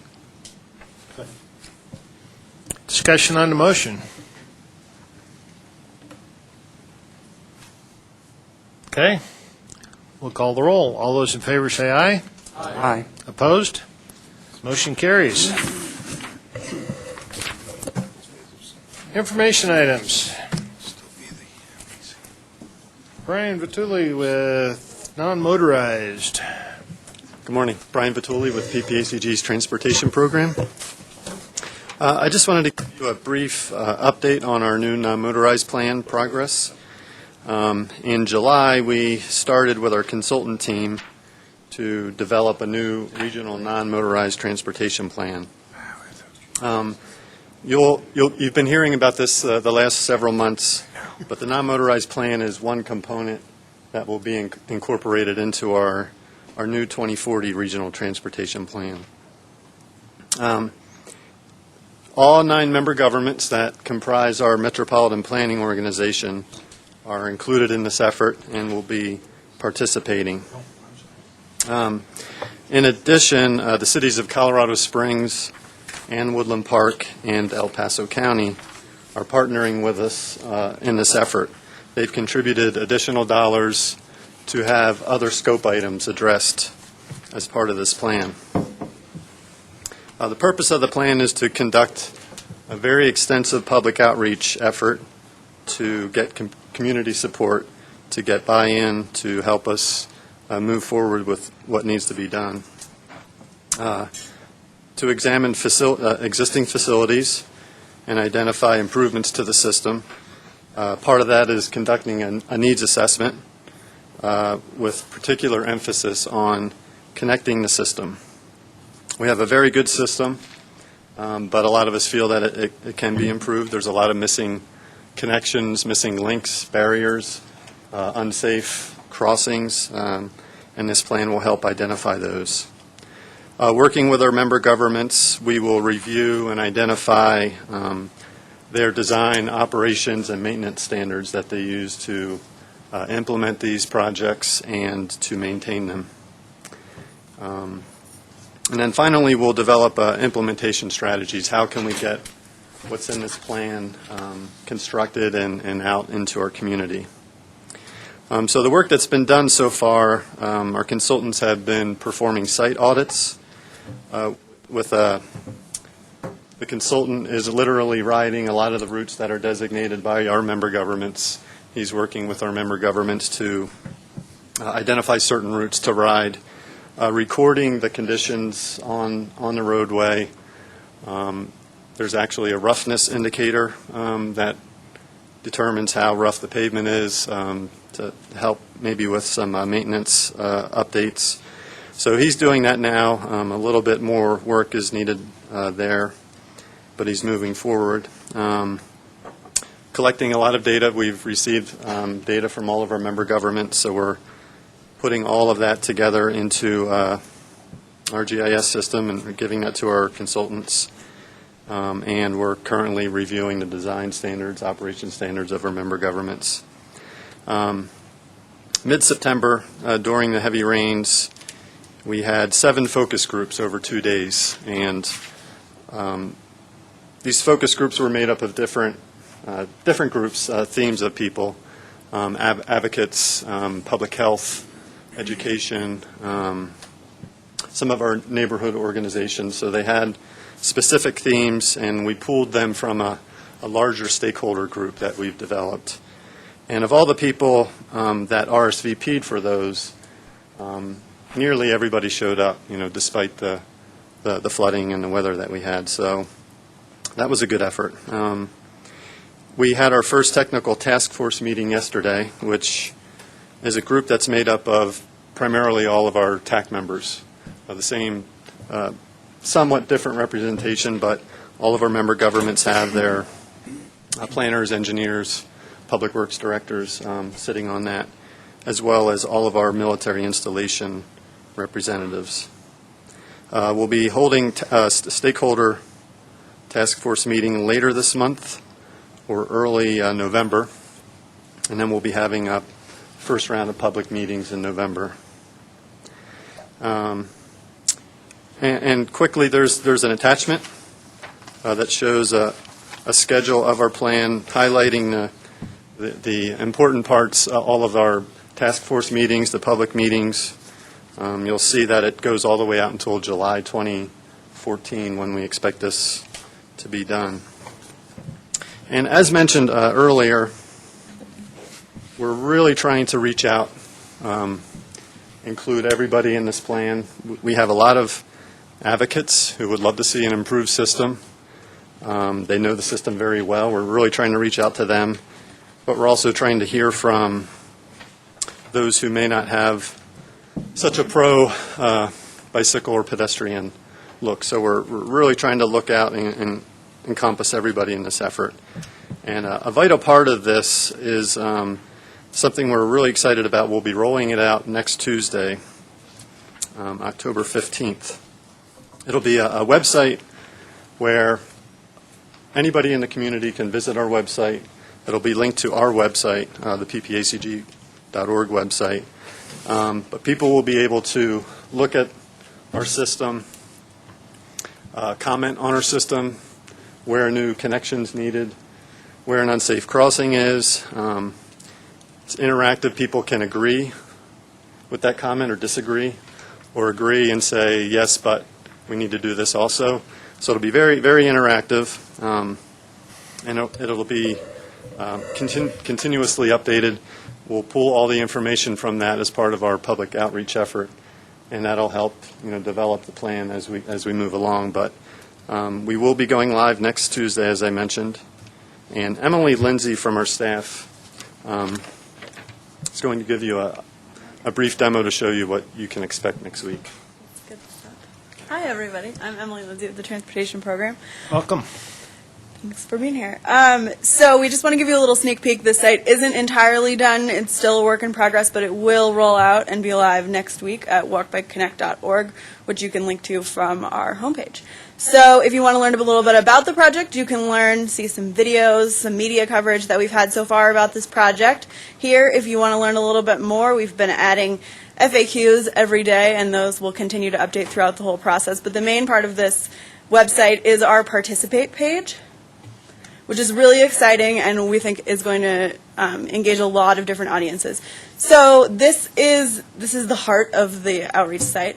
And again, this is under construction still, but if you can work with me here. The base map is an OpenStreetMap base map, and it shows all sorts of different routes in the Springs. Let's say I'm on my way home from work and I'm headed over to the west side and I get to the end of this amazing trail and I notice I get lost and I don't know where I am. I can drop a pin. I can say the trail ends here and I don't know where to go. But I live over here and I want somebody to know that, so I'm a commuter, I'm a cyclist, and I'm concerned with the wayfinding in this area. So you have to know the code words. Wayfinding is important to remember. A sign. no, whatever the issue is. So you could say, I got lost here, and we'll get that. So we can submit Translate. this. Yes. Just wanted to be quick. Pick one word. So you click submit. All you need is a name and an email address to do that, and it shows up on the map for everybody else to see. Brian comes along. He goes the same way. He sees my comment here that I've already made, a comment about trail ending. He can say, I agree with this, and, he can add a comment. So whatever that might be. So it really is, you can interact with the people that are commenting. You can interact with, staff members that are reviewing these comments and say you're only curious about, I don't know, I don't really bike that much, so I want to see all of those walking comments. You can isolate them. Obviously, right now we just have one for an example, but there isn't a sidewalk here. So you can kind of check it out and sort by your interest. Again, we have lots of tags. So there's different ways that staff can go through this and sort. So when we come to the just pedestrian part of plans, we can look for those tags that say this is a pedestrian issue only. Or if it's just a biking issue, this is only a biking issue. So it's a really exciting site that has a lot of cool features. You can log in and even track your comments, and so you can follow them through all of the other comments that users put in. We will have if you want to participate in the username, it's a little bit of a game, kind of, I guess. You see how many likes you can get, see how much feedback you can get. Try and be a big participant to this process. So that, again, is going to go live next week. And I'm sure Rob will let you guys know press release-wise when that all goes down. So we'll issue a press release and let the board know when it's actually live. And So can I ask a question? Yeah. Is this intended just to take input, or will this be something interactive that you can use live when you're biking, walking, when you are whatever? lost. When you really are lost, and Siri doesn't know where you're going, and you ask her, and she just... So this is primarily for public input, although the nice thing about the way the site is set up is that in the future, if the community decides this is a really valuable thing to know, we can turn this into a trip planner, and you can see all those missed connections so it doesn't lead you down somewhere that, Academy Boulevard, and you're like, what am I going to do? So it has the potential to turn into something like a trip planner. But right now at this stage, it's mostly for just input. But yeah, it has a lot of different uses down the road if we decide to transition. And so how long will you be taking input on this before you do something with the data? Do something? Well, so the project goes through this June. So at least through the spring we'll be taking comments. And since, again, this is an interactive and you can comment and stay up to date with that. I believe the plan is that once we develop some sort of actual plan, we can tag the comments that we made, reference to in the plan. Like, we got a lot of comments at this intersection, and we can turn this pin a different color. So you can see all of the comments that were actually incorporated into. And is this live now on PPACG's website? No, Tuesday. next week. Okay, I'm sorry. Yeah. Okay. when you get the email from me. Just a little test. And- Rob, go ahead. Yeah, just to add, and as I think Brian said, and Emily too, this is one component of your next long-range transportation plan, that 2040 plan. These three information items will be that, and you'll hear that consistently. I told you 2 months ago, you're in a 12-month countdown to approve the next long-range plan, including non-motorized, transit, roads, the whole shoot and match. So we're doing it every month. You'll get different pieces of that long-range plan. So you get 3 pieces today, and this is piece 1. Very good. Councilmember Pico. If you're lost, how do you put on the map where you are?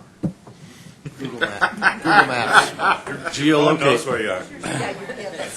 Well, we hope once you find your way out, Your phone knows where you are. you'll come back and visit the website. Assuming your phone is locating where you are, then you're not lost, right? This is an after action. After action, okay. There you go. Councilmember Knight. Could I just ask again the URL? Is it bikewalkconnect.com? Is that? It's walkbikeconnect.org, and that won't be live again until next week. So if you go now, it won't work. But Walk, no spaces in between, walkbikeconnect.org? Yes, all one word. And that'll be, when visitors visit our website, there will be information on our website about the plan, but there will also be a link to the Walk Bike Connect website to comment on. So people can still get to it by visiting the ppacg.org website. I love the idea of an eventual trip planner because I bike to work for the Bike to Work Day from the north end, and there's definitely an end at Woodman. Yeah. So I might find myself on the interstate somehow. So I'm going to go on there and put that. You're saying you're reaching out, but you're doing a lot of surveys. Excuse me. I remember it was April or May. I can't remember who did it, but it was at the Regional Building Center on the evening, and they had boards out, and they showed all the trails and where there wasn't connections. And I said, I remember going that. There was a lot of data collected there. I just can't remember who did it. Do you know who that is? Was that you? Was that somebody else? Do you know who it is? Or are you? It could have been Could have El been. Paso County Parks is doing an update to their, I believe, their trails or parks master plan. So it may have been a public event for that, but it wasn't for this effort. We haven't. Well, are we reinventing the wheel, or are you going out and using that data, or? Well, this is more of a regional effort. I mean, we're looking at our entire MPO community, all of our member governments. El Paso County, with their effort, was just looking at their park facilities within the county. Now, a big piece of This was not parks. This was trails, and it was. Okay, well, I think it's their from open monument. space. I mean, it was pretty inclusive. All right. But El Paso County, as a partner in this effort, what they're really looking at is how to connect their existing facilities, Fox Run Regional Park, Black Forest Regional Park, how to provide better access to those who want to ride, perhaps there. They're trying to... No, you're missing the point. These weren't parks. These were all the trails, all over the city, all over the county, all over the region. I don't know if they stopped at county lines or not. They weren't parks. They were interconnections. Just if you get on the trail here, how can you get all the way downtown or wherever they was on trails? And if you're going out and doing that same thing, then I think you're wasting money because that data is out there. Okay. Yeah, and what I'm saying is I don't know what effort that was part of. If it was in May, it was before this project kicked off. But we are working with all of our member governments. We'll be collecting a lot of that data. If that was data already collected through that effort, it will be shared with this effort. But this is more of a regional process. And we're not just looking at the city. We're going to be looking through our entire community. And that's what I'm Councilmember saying. Knight, if you can give us the date or even close, we can track back who rented or used the facility. Yeah, I tried looking for it. I have to go back to my regular calendar on this Okay. thing. We'd Anything. be happy to help if you can. Anything in May. But what I'm saying is here, Right. This has been studied by a lot of different groups, not just government groups. You got the Trails and Open Space Coalition, and, I don't think we should be spending money doing another study if somebody already has that data out there. We should be more reaching out for them. And I don't think it's just subject to one part of it. I think that's pretty inclusive. My gut feel is 90% of the data that you're looking for has already been collected. And what I'm suggesting is we figure out how to connect that data with Brian, so.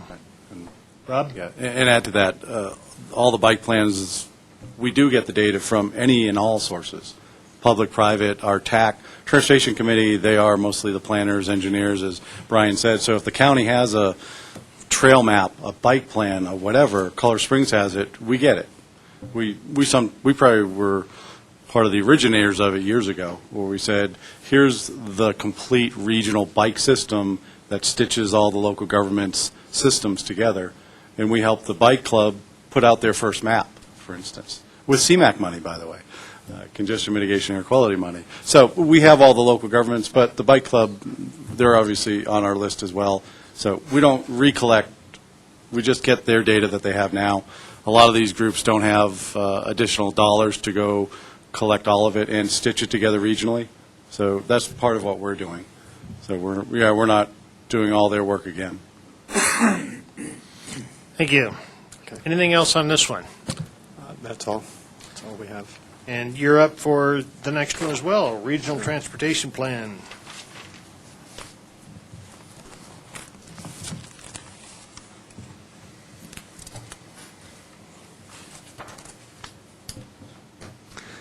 Okay, good morning again. We're still soliciting information on the goals and performance measures. Last month, we presented to you and you had some comments for us all through August and September, meeting with our Transportation Advisory Committee and our Community Advisory Committee. They've been reviewing and discussing with us and providing input. Last month,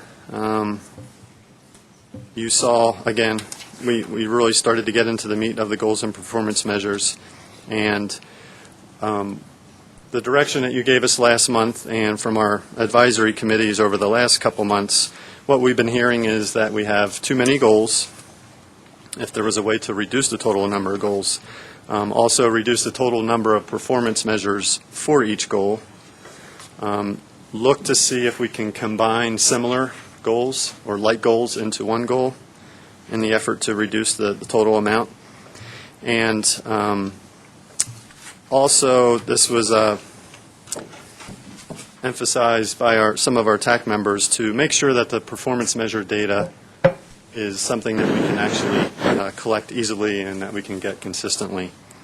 So there are two attachments with this item. Attachment 1 is a marked up version of our existing goals now with the strike-throughs showing what we're recommending for you to see today.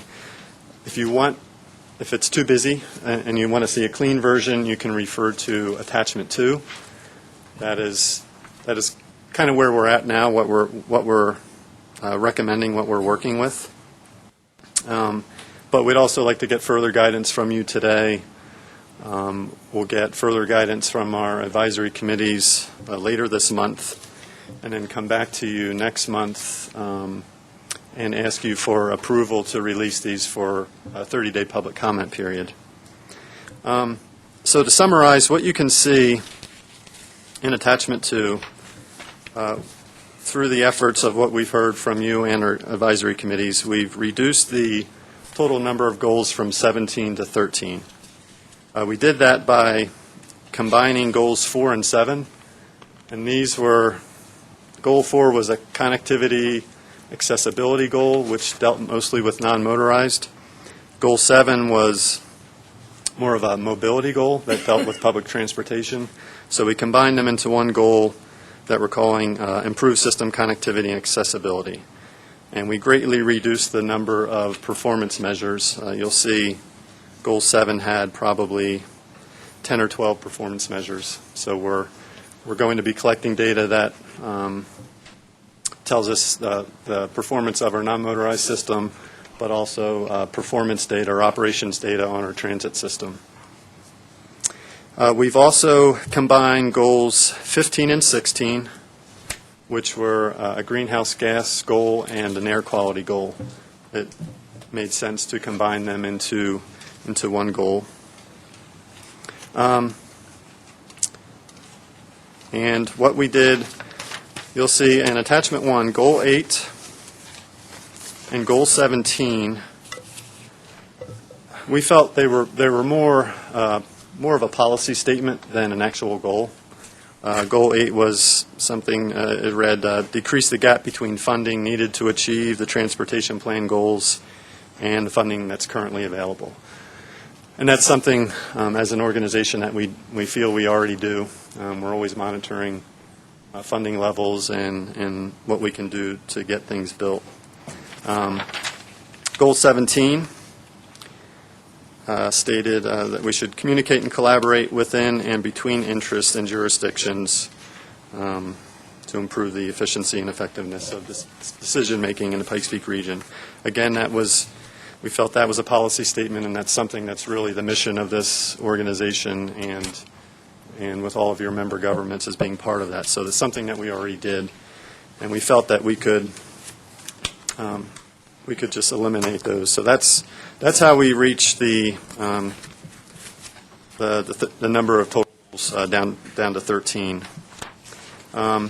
You'll see I have a PowerPoint here, which is actually duplicating what's in your attachment 2.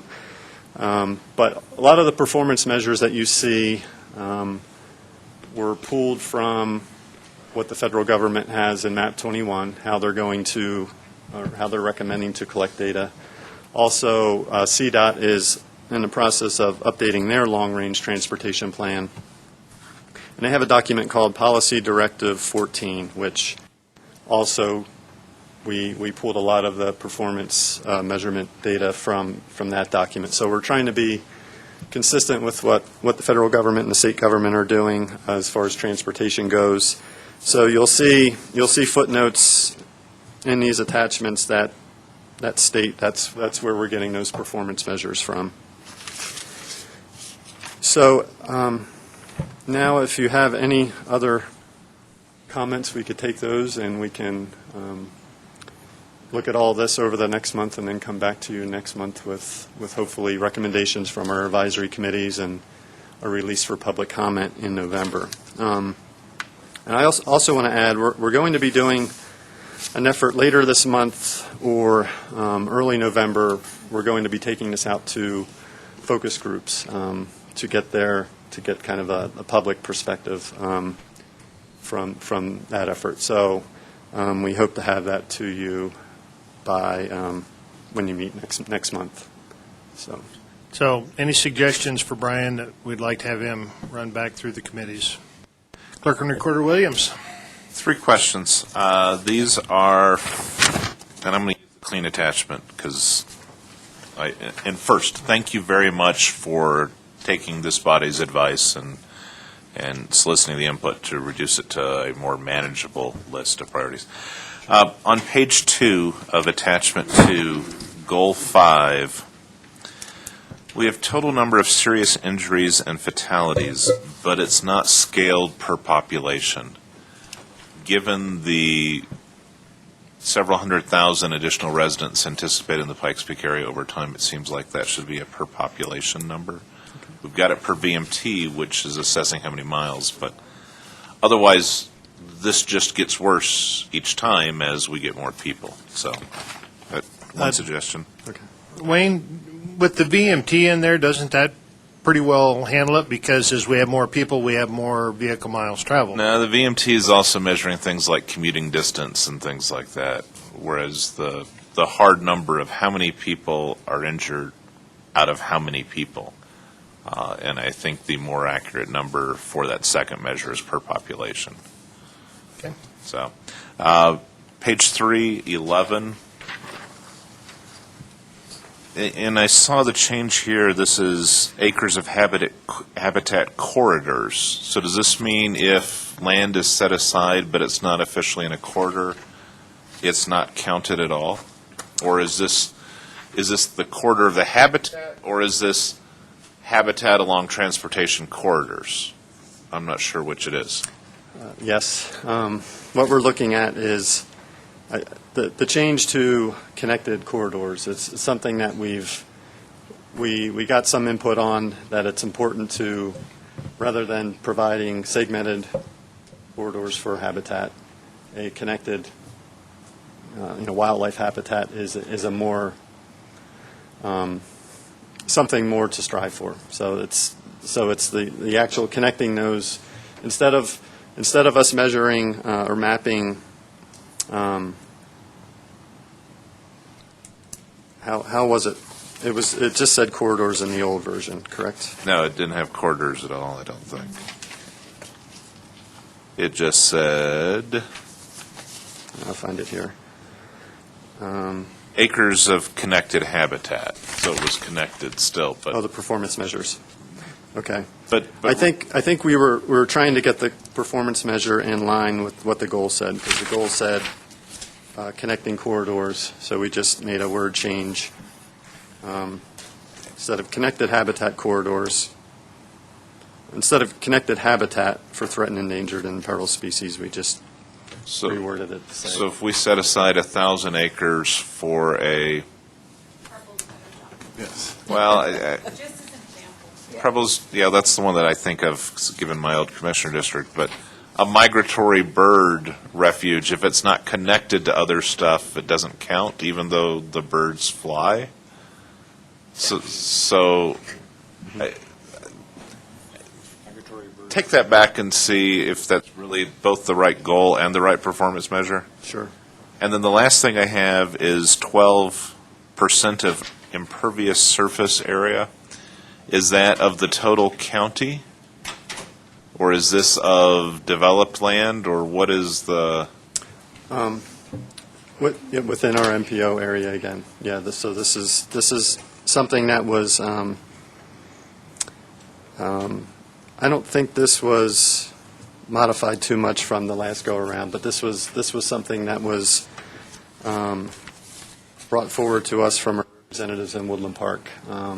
So it is total percent of impervious surface area. So what we do when we're looking at which projects, evaluating projects and scoring projects, which projects contribute to impervious surface. If it's a transit project, a new transit shuttle or something, there would be no impact to impervious surface.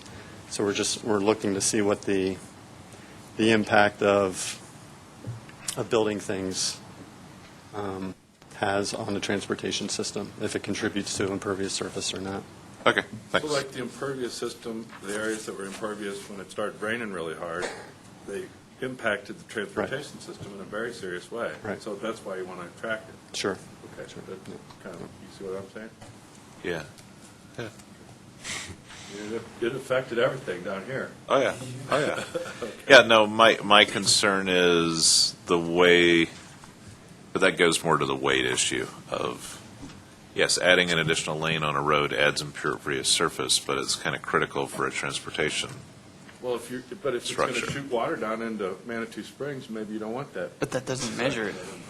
Well, and that's the part that doesn't really measure it per se, as opposed to is there sufficient drainage associated with it, which is why I raised the question about whether that's the right measure to figure out whether we're doing well. And that's exactly what we look at when we're evaluating projects, is how detailed the member government makes their application. If yes, they are adding a lane and it's going to create impervious surface, if they have mitigation that's part of it to lessen the impact, then it would score differently. Okay, thanks. Sure. Councilmember Pico? On your goal 13 there on the clean copy, you've got reduce absolute regional transportation-related greenhouse gas emissions and other pollutants. I'm all for reducing pollutants, but why do we have greenhouse gases and carbon dioxide if we don't currently have federal regulations that require it? Unless I miss them. Well, what we have, several of the items in here several of the goals is really, it's mandated that we have to address as part of the regional transportation plan process. And this goal 13, the greenhouse gas emissions, is one of those items. I mean, there was an executive order to reduce by a certain percentage, I don't have the number, greenhouse gas emissions. And MAP 21 also states, the things that MPOs have to look at when they're developing their regional transportation plan. So this is something that we need to look at. And as Clerk and Recorder Williams said, or he mentioned, and many of you will remember from the last round when we did this, this is the first step for this Chapter 5, is developing the goals and the performance measures. Then we'll look at objectives. I think in the last plan we said reduce greenhouse gas emissions by 4% by 2015 or 2020. I forget the wording of it, but the objectives need to be looked at. Then we'll look at evaluation criteria. How will staff use the goals and the evaluation criteria to look at projects and score projects? And Mr. Williams said that later on in the process, usually we've done this through our Community Advisory Committee, they will do the weighting of these evaluation criteria. So it's a process that's kind of beginning with this, but there's many other steps. And if I remember correctly with the last plan, greenhouse gas emissions goal or evaluation criteria was weighted very low in the ranking. So it didn't have that much of an impact on the way the project scored. But to answer your question briefly, a lot of the items in here, it's really something that we need to look at. There's no getting around it. If we want to continue the flow of federal dollars to the region for transportation projects, we have to address it. And addressing it and weighting it lowly, is the way that we handled it the last time. So, Councilmember Miller? I guess just to follow up on that, when we look at performance measures, you want to at least have some sort of cause and effect. And like we said before, even despite not having the testing requirements, our levels are decreasing. So, while we can measure the raw change in CO2 levels and then give credit wherever we want to give credit to that, whether it's the more stringent requirements of newer vehicles or whatnot, I'm just not sure. I mean, maybe if it makes us look good, we can use the raw numbers and say, oh, it's because of what we did. So, again, I'm not sure that the performance measure is something that we can directly attribute to the efforts in the region. The other thing on the impervious surface area, I am concerned that the measure of performance is percent, because I think if it's done responsibly, if you're increasing, we want to reduce congestion. And so by doing so, we're now going to score lower just by pure numbers on we have higher percent impervious surface, even though it was responsibly planned and, all the runoff and all of the stormwater issues were addressed adequately. We're still going to score lower when we measure that performance. So we've addressed one of our concerns for congestion, but now that automatically makes our measure for stormwater runoff increase without any respect to what was done to mitigate it in the planning. So I don't know how you answer that. I guess I'm not coming up with a solution here, but maybe there is a way, or to have some sort of measurement of how well, despite the increase, goes. And then if I could, just one additional. On the performance measure, and this isn't meant to be tongue-in-cheek, but if we're measuring habitat or the impacts on threatened, endangered, and imperiled species, I mean, aren't there statistics about actual numbers of these? I mean, if we count the jumping mouse, isn't that the most direct measurement of the effect is by, what is the impact versus this is what we made available to the jumping mouse. Doesn't necessarily mean he's going to take advantage of it, but I'm just saying. Those numbers, I think they are available from the agencies. That The might- mice and the might be sage something. grouse getting together, I don't. Rob, did you have some clarification there? Sure, a little bit. Yeah, I think on the last point, remember, it's for future projects. So as Brian said, it's the level of detail from the project sponsor, the local government staff that you all direct, that if they put forward a park and ride, well, where that future park and ride is, do you go in the planning process out and count the mice or see how many acres of wetland? So it drives data requirements of the project. Same thing with impervious surface. It's one measure that a park and ride is going to have travel benefits, and it's going to score well if the board says travel is much more important to reduce congestion and help safety. It gets higher points. It won't be offset. It'll be offset somewhat depending how many points you give for this impervious surface goal and objective to say, okay, yeah, it's actually more impervious surface, but the shuttle between that park and ride and downtown doesn't affect impervious surface, does increase safety, does increase travel. So those things all get weighed against each other. As Brian said, and we've done this year in, year out, every plan is depending how you weight some of these things. This one goal or these goals you talk about, whether an impervious surface or connecting wetlands, usually don't overcome safety goals and capacity travel goals. It is a transportation plan. And so if you look at some of those others, some of those weightings are huge in safety, and that you're going to be knocking off in the margin. You're going to get a little check mark that says, see, you're going to increase CO levels by doing this project. So, Rob, to that end, much of this discussion has veered toward how we're going to weight things, what the importance is. So back to the real topic at hand, what do we want Brian to take back to the committees? Councilmember Knight? A question and a comment then. I mean, the purpose of these performance goals is to weight projects where we're going to distribute money or help us get money? Well, a little both. All the requirements we have to meet, the Federal Highways and CDOT will do their check boxes to make sure our plan is consistent with federal law and rules that allow us to receive federal dollars, which was $150 million last year. So if you don't follow the plan, you risk getting the federal dollars for that. That's one piece. So when they prescribe all the things you have to look at, they say you have to look at greenhouse gas emissions. But as you all did in the last plan, you ranked that near dead last as far as priority ranking to use it to prioritize the 150 projects in the long-range plan.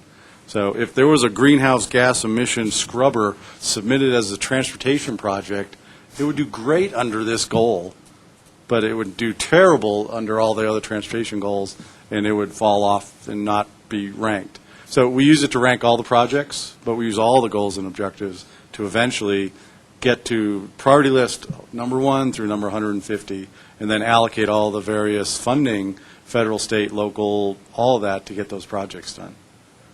So hopefully that gets... Okay. That doesn't lead me to what I was going to recommend, but I still think 13 is kind of high. So, I mean, top 10 goals are go to, reasonable, something you can manage in a handful. So I would think another scrub to see if they're needed to either help us get money or help us do the ranking. Maybe we can bring it down to 10 if that's feasible. I still think 13 still seems to be a little bit high. And then on goal number 3, I'm worried about this as invest transportation funding where funding where you get the most bang for the buck. I mean, that's the argument CDOT is using against this whole region, why there's so many orange barrels in Denver all the time. And, I think if we just strictly do it on a dollar figure, then there's going to be disadvantaged users in this group of disadvantaged users, and it's not going to be an equitable share of the money out there. If we go strictly with the only formula that says life cycle benefit cost ratio, we got to realize we got areas out there that don't have large municipalities, large vehicle miles traveled, large thing, but they do have very, very valid needs. And so I don't want us to impose on ourselves the same thing CDOT is doing. So I think we need to get something that is more equitable across all the membership when we decide how the money's going to be spent. Okay, any other recommendations for Brian? Colonel Moore? Just I'm recognizing, A, I'm easily confused, and B, this is way outside my normal corral. Two comments that occurred to me. Is it widely understood, I'm late to the party on some of this, is it widely understood what the baseline parameter is for the plan? Because I'm thinking in terms of when we start talking about percent of surface lane miles in good or fair condition, does that include clear up into Park County, since we have representation here? Or is it simply El Paso and Teller, or is it some subset of that? And I'm just not clear on that part of it. And by extension, then, the question about that was raised by Mr. Williams on the percent of impervious surface area, I'm not clear on whether that is a number that reflects the entire geography of the region, or it is specific to the project that's involved. And to that end, what has been the impact on impervious surface area for the region of the Waldo Canyon burn scar and the Black Forest burn scar? How has that affected this kind of thing? And I think it's just a matter of clarification. I just don't understand how those would work. So, Brian, if that's easily answerable, go ahead. Otherwise, bring it back next month. Okay. The third comment about the impervious surface as a result of the burn scar, we'll look at that. Your first item, this plan just deals with the 9 member governments that are in our metropolitan planning organization. So it goes up the pass. Woodland Park and parts of Teller County are the farthest west that we look at. And then, have a specific geography? Yes, yeah. And likewise, the very eastern part of El Paso County is outside of our MPO area, but it consists of the 9 member governments. Thank you. Sure. Tom? I'm just going to get specific to that goal number 12. Perhaps something that you might want to measure that, rather than something as difficult to get your arms around and understand as the percent of impervious surface area and implications of that.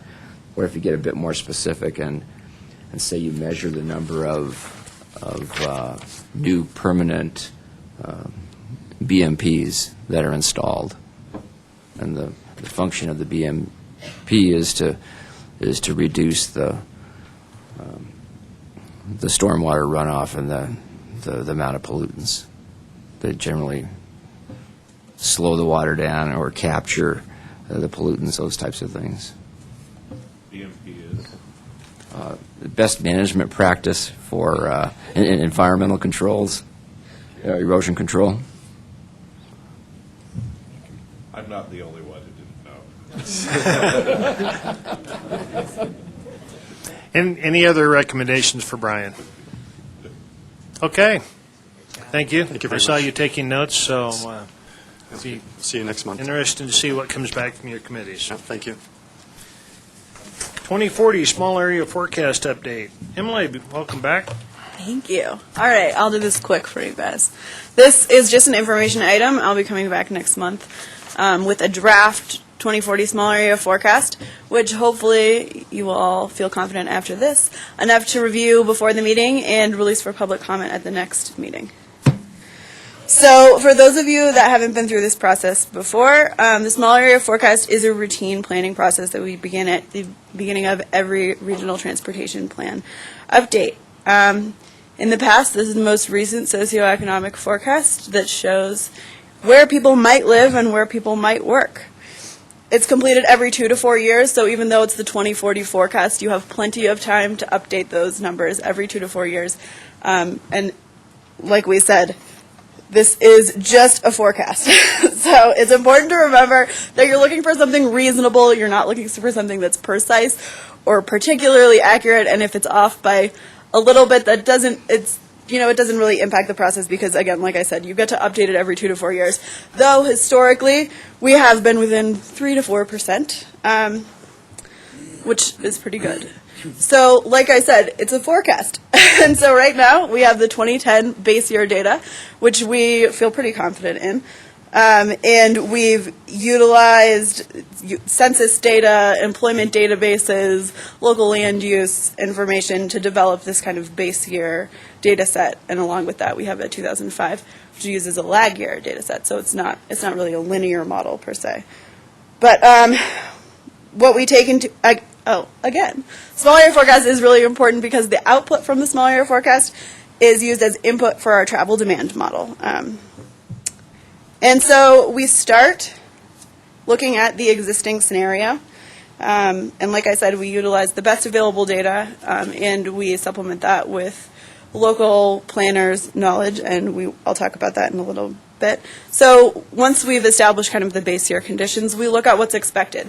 And last time I came to you all was earlier this year with the control totals suggested by the Colorado State Demography Office, and which they give regionally by county the expected number of jobs and the expected number of people coming to the region. So we use that as our binding box by county. And you all have already seen those numbers, though I have them at the end if you're curious. So using, again, the 2010 information for employment, we look at what's coming, and we try and figure out where might people be able to live and where might people work in the future. So we do this with the help of our Small Area Forecast Task Force, which is made up of HBA representatives, Pikes Peak Association of Realtors representatives, school districts, Kono, Business Alliance, local land use and transportation planners. These people have been working with PPACG staff for over 6 months in developing what we think is a reasonable forecast. Just for those who may not know, KONO is Council of Neighbors and Organizations. Thank you. So they have been through the iterations, and when you are presented a draft forecast next month, this isn't the first time anyone has looked at it. It's been looked at by your local county or city staff, and they've worked with us, again, like I said, for over 6 months. So this isn't a new thing. And we start with the base map of TASs. We look at all sorts of spreadsheets, agendas. We have plenty of meetings, KMZs, and we come up finally with a draft small area forecast. And the task force is pretty comfortable and saying that they are close to a reasonable forecast, which we will bring to you next month for your review and for your release, for your comments and other committee comments, and for public comment next month. So I know that was really quick, but if anybody has any questions about the forecasting process or this particular timeline, I'd be happy to have them. Commissioner Steen? Is it all of Teller or just northern part of Teller that's in the MPO? It's all of Teller and all of El Paso County, yeah. Another set of boundaries. Yes. Commissioner Glenn? For our public comment period, do we set up community meetings or anything like that? What's the plan for that? So the plan, once we have a 30-day public comment period, we have a bunch of interactive, like you can kind of see these KMZs that everyone can access from our website on Google Earth, and we do hold an open house where we issue a press release and advertisement for that, so people are welcome to come in, give us their input, and we can show them how tools work and all sorts of that. If I could tag on to that, if an elected official were to have a town hall meeting, would you be willing to have some representation there? Sure. Just a little notice would be good, but absolutely. Plan on that. Thought maybe that's where you were going.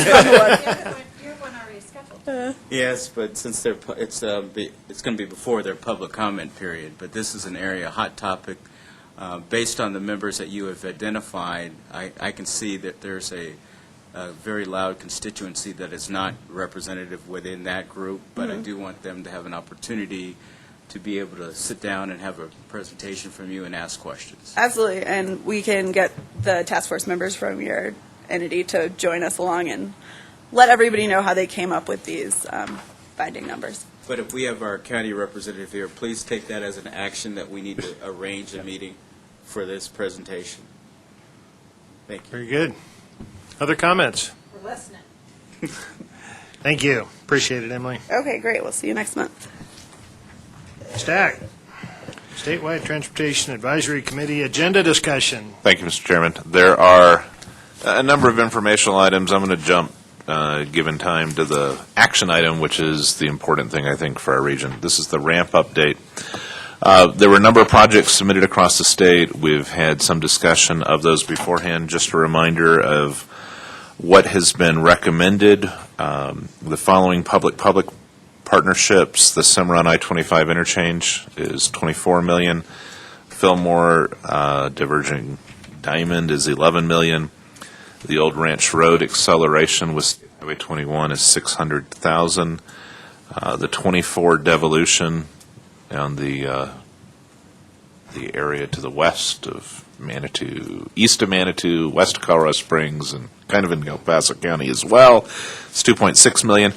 And then in Teller County, the devolution of 67 in Victor is $300,000. So we got most of the critical projects that we asked for. What did not happen in our community is no one came forward with awesome public-private partnerships. And 30% of the money is going to public-private partnerships. So that means that we're at about, when you look at all the money, well, when you look at the public area, we're at almost 11%. When you throw in the other things, it drops to about 6%. But I think, and so I'm telling you that my intention is to support CDOT's recommendation, even though it doesn't follow the percentage that we had of 9.48%, because I think it is the right decision given the absence of good public-private partnership projects that were submitted by our community. And I think it addresses absolutely critical needs when you deal with Fillmore, the safety issues at Old Ranch by Pine Creek High School, and obviously the Cimarron I-25, which has been on our list for a while, as well as the solution of a couple roads that are, I think, important for our community to have that control there. But since it's an action item and it affects significant dollars, I wanted to let you all know what my intention is, and if you have questions, I'm happy to answer them. Questions, comments for Wayne? Thank you. Go forth and do good. That brings us to 7E, Annual Evaluation of PPACG Executive Director. Everybody loves evaluations, no matter which side of the table you're on. You will see a form in there, and this is the same format we used last year. Would encourage you to all, and get with your fellow members that are not here, if you can let Dave know. Fill that out, get it back into Barb by November 1st. We typically have a very few people that, very small percentage that actually do this. So if you want your voice to be loud, this would be the way to do it. And we will be following up. Barb will be compiling these. They do not go to Rob. They go to Barb. She puts kind of a table together for us and gives us a synopsis of what came in, and this is the percentage and the numbers and all that good stuff. So please get that into Barb by November 1st, and that is less than a month away. You only have a few weeks to do this. So Commissioner Clark. Just to follow on to that, could we make sure that Barb sends it out, at least the evaluation form out electronically to the board members, because obviously not everybody's here. Secondly, wanted to ask Rob to, as we have in the past, and I really appreciate that we've gotten the process, as I know Rob does too, kind of down where it's a little bit easier to manage. But your goals, your objectives for this year, what you think you've met, and then your goals and objectives for next year, so that we have an ability to see. You can look at we can observe you at these meetings, but we don't know sometimes what you're doing behind the scenes. So really important if you can compile that, and I would like, if possible, I don't know what your timeline is, Rob, for having that available to the board, but it would be helpful to have that before we fill out these forms. Okay. Yeah, the plan was to have, you'd have it before the November meeting. And So- that's great, but it would be really nice at least For to November see 1st. what your goals and objectives were last year or this year and what you achieved. And then I guess we could discuss your goals for this next year at the meeting, so. And we will likely be having an executive session on this, so we will have the ability to have a discussion about past performance, future goals, et cetera, et cetera. However, when Barb sends this out electronically, that will be the easiest way for you to get it back to her. Doesn't cost you 50 cents, doesn't cost you, stopping by here and dropping it off, so. Any questions or comments on the process? Very good. Thank you. Any member entity announcements? Let's go with Colorado Department of Transportation. We had our Love Fest earlier, and he's not done yet. I just wanted to provide you an update with the schedule on I-25 widening. I've been told that the section that you asked about between Woodman and Academy should be open to 6 lanes within 2 weeks. Great. 6 lanes each direction. And in addition to that, all the way to Interquest 1 week after that. So by the first week of November, we should have 6 lanes up to Interquest. Great. Thank you. One other announcement, Denver and the state of Colorado will be the focus of transportation here in the nation coming up next week, beginning Thursday the 17th through the 21st. CDOT will be hosting the National AASHTO meeting, so the top leaders in transportation from around the country, as well as technical experts, will be gathered in downtown Denver for their annual meeting. And just wanted to let you all know that that's going on. I'm not sure if any of you have registered for attendance, perhaps Rob or some of your staff, to see what's the latest and greatest cutting edge in transportation here in Do you the have U.S. information on that, Rob, that you could get out to our board? We can link you to their website, AASHTO annual meeting. 'Cause at least we might want to pass it on to our transportation folks at our various entities. We'll get it out. We'll get it out to the TAC as well, as well as all of you to pass along. Thank you. And Tom and Doug, since Dave just left the room, if you could pass this on, I think this is really in his lane, happens to be in the lane I travel. But appreciate the work on the deck on the South Academy bridges on I-25.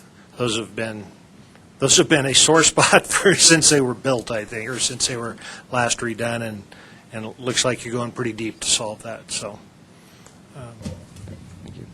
Doug, did you have a comment there? Yeah, just the comment, the southbound side is completed, but I Right. was told by the project engineer that that northbound bridge is really rough, so we've dropped that speed down to 55 miles an hour. The steel, the top layer of steel was actually popping up on it, so there's a lot of work that needs to be done on that bridge, so bear with us, it's going to take a little bit longer than we originally planned. You're getting started pretty late in the year for a lot of work. All right, what's your timeline? We're still good. Okay, all right. We're still good. Wayne? So Rob, you want to just discuss what's going on Thursday?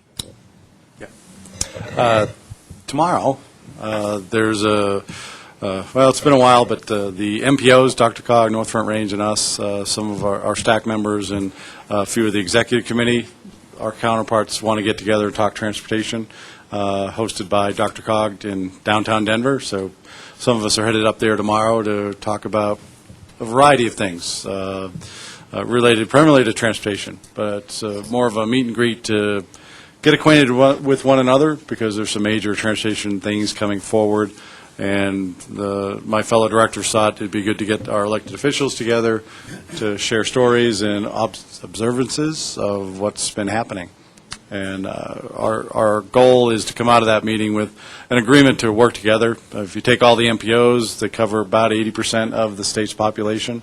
And if they speak with one voice to the governor, the legislature, CDOT, they usually have an impact. So we're going to start that tomorrow. First meeting, about 2 hours. Starts at 1 and should be done by 3. Councilmember Pico. Well, city council will be otherwise occupied. And Have fun.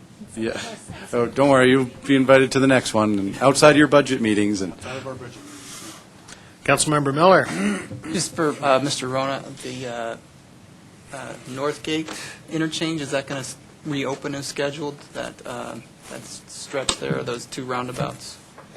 Yes, sir, that's correct. And in fact, it might even be ahead of schedule. It's planned to reopen, Doug, is that this Friday by 11 a.m.? Thursday? Tomorrow? Okay. Night game at the Academy tomorrow. Okay, so we're good for that then. Colonel Moore. Just to let the group know that the MAC had to cancel a membership meeting that was scheduled for tomorrow morning as a result of a policy that was passed down to military leadership following the partial shutdown of the federal government. Military senior leaders, unit commanders are currently prohibited from participating in community outreach, and our intention for this meeting was to be at Fort Carson and to hear from the garrison commander. Don't know what the implications are going to be if the shutdown continues, because I know there are a number of events the remainder of this month that feature senior military people as the speakers or playing a key role. Thank you. Commissioner Steen. Most of you noticed that Mayor Dave Turley is not here today. He was involved in a motorcycle accident yesterday. Not seriously injured, but he's going to be out for probably 8 weeks or so. He's currently in the hospital, emergency care at Pikes Peak Regional Hospital in Woodland Park. So, He reports that the morphine is helping, so. yes, yeah, he's Via significant. his Facebook page, so that's how we're getting our updates. of Okay. him. So send him nice notes. Send his regards, and he is taking visitors, but he is on some pain meds. So, Anyone else? Glad he's okay. It's a good time to get some agreements with them. Right. We can take advantage of this. Sign these blank pages. You all have the meeting schedule, and with that, we are adjourned. Where did this happen? I have got to get to. Confirm she'll be here at 3, meeting. right?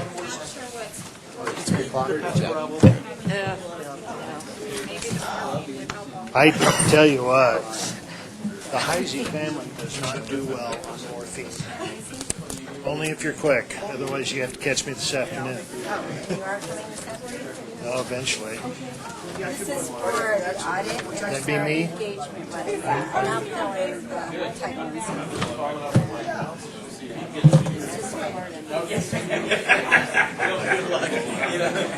All right.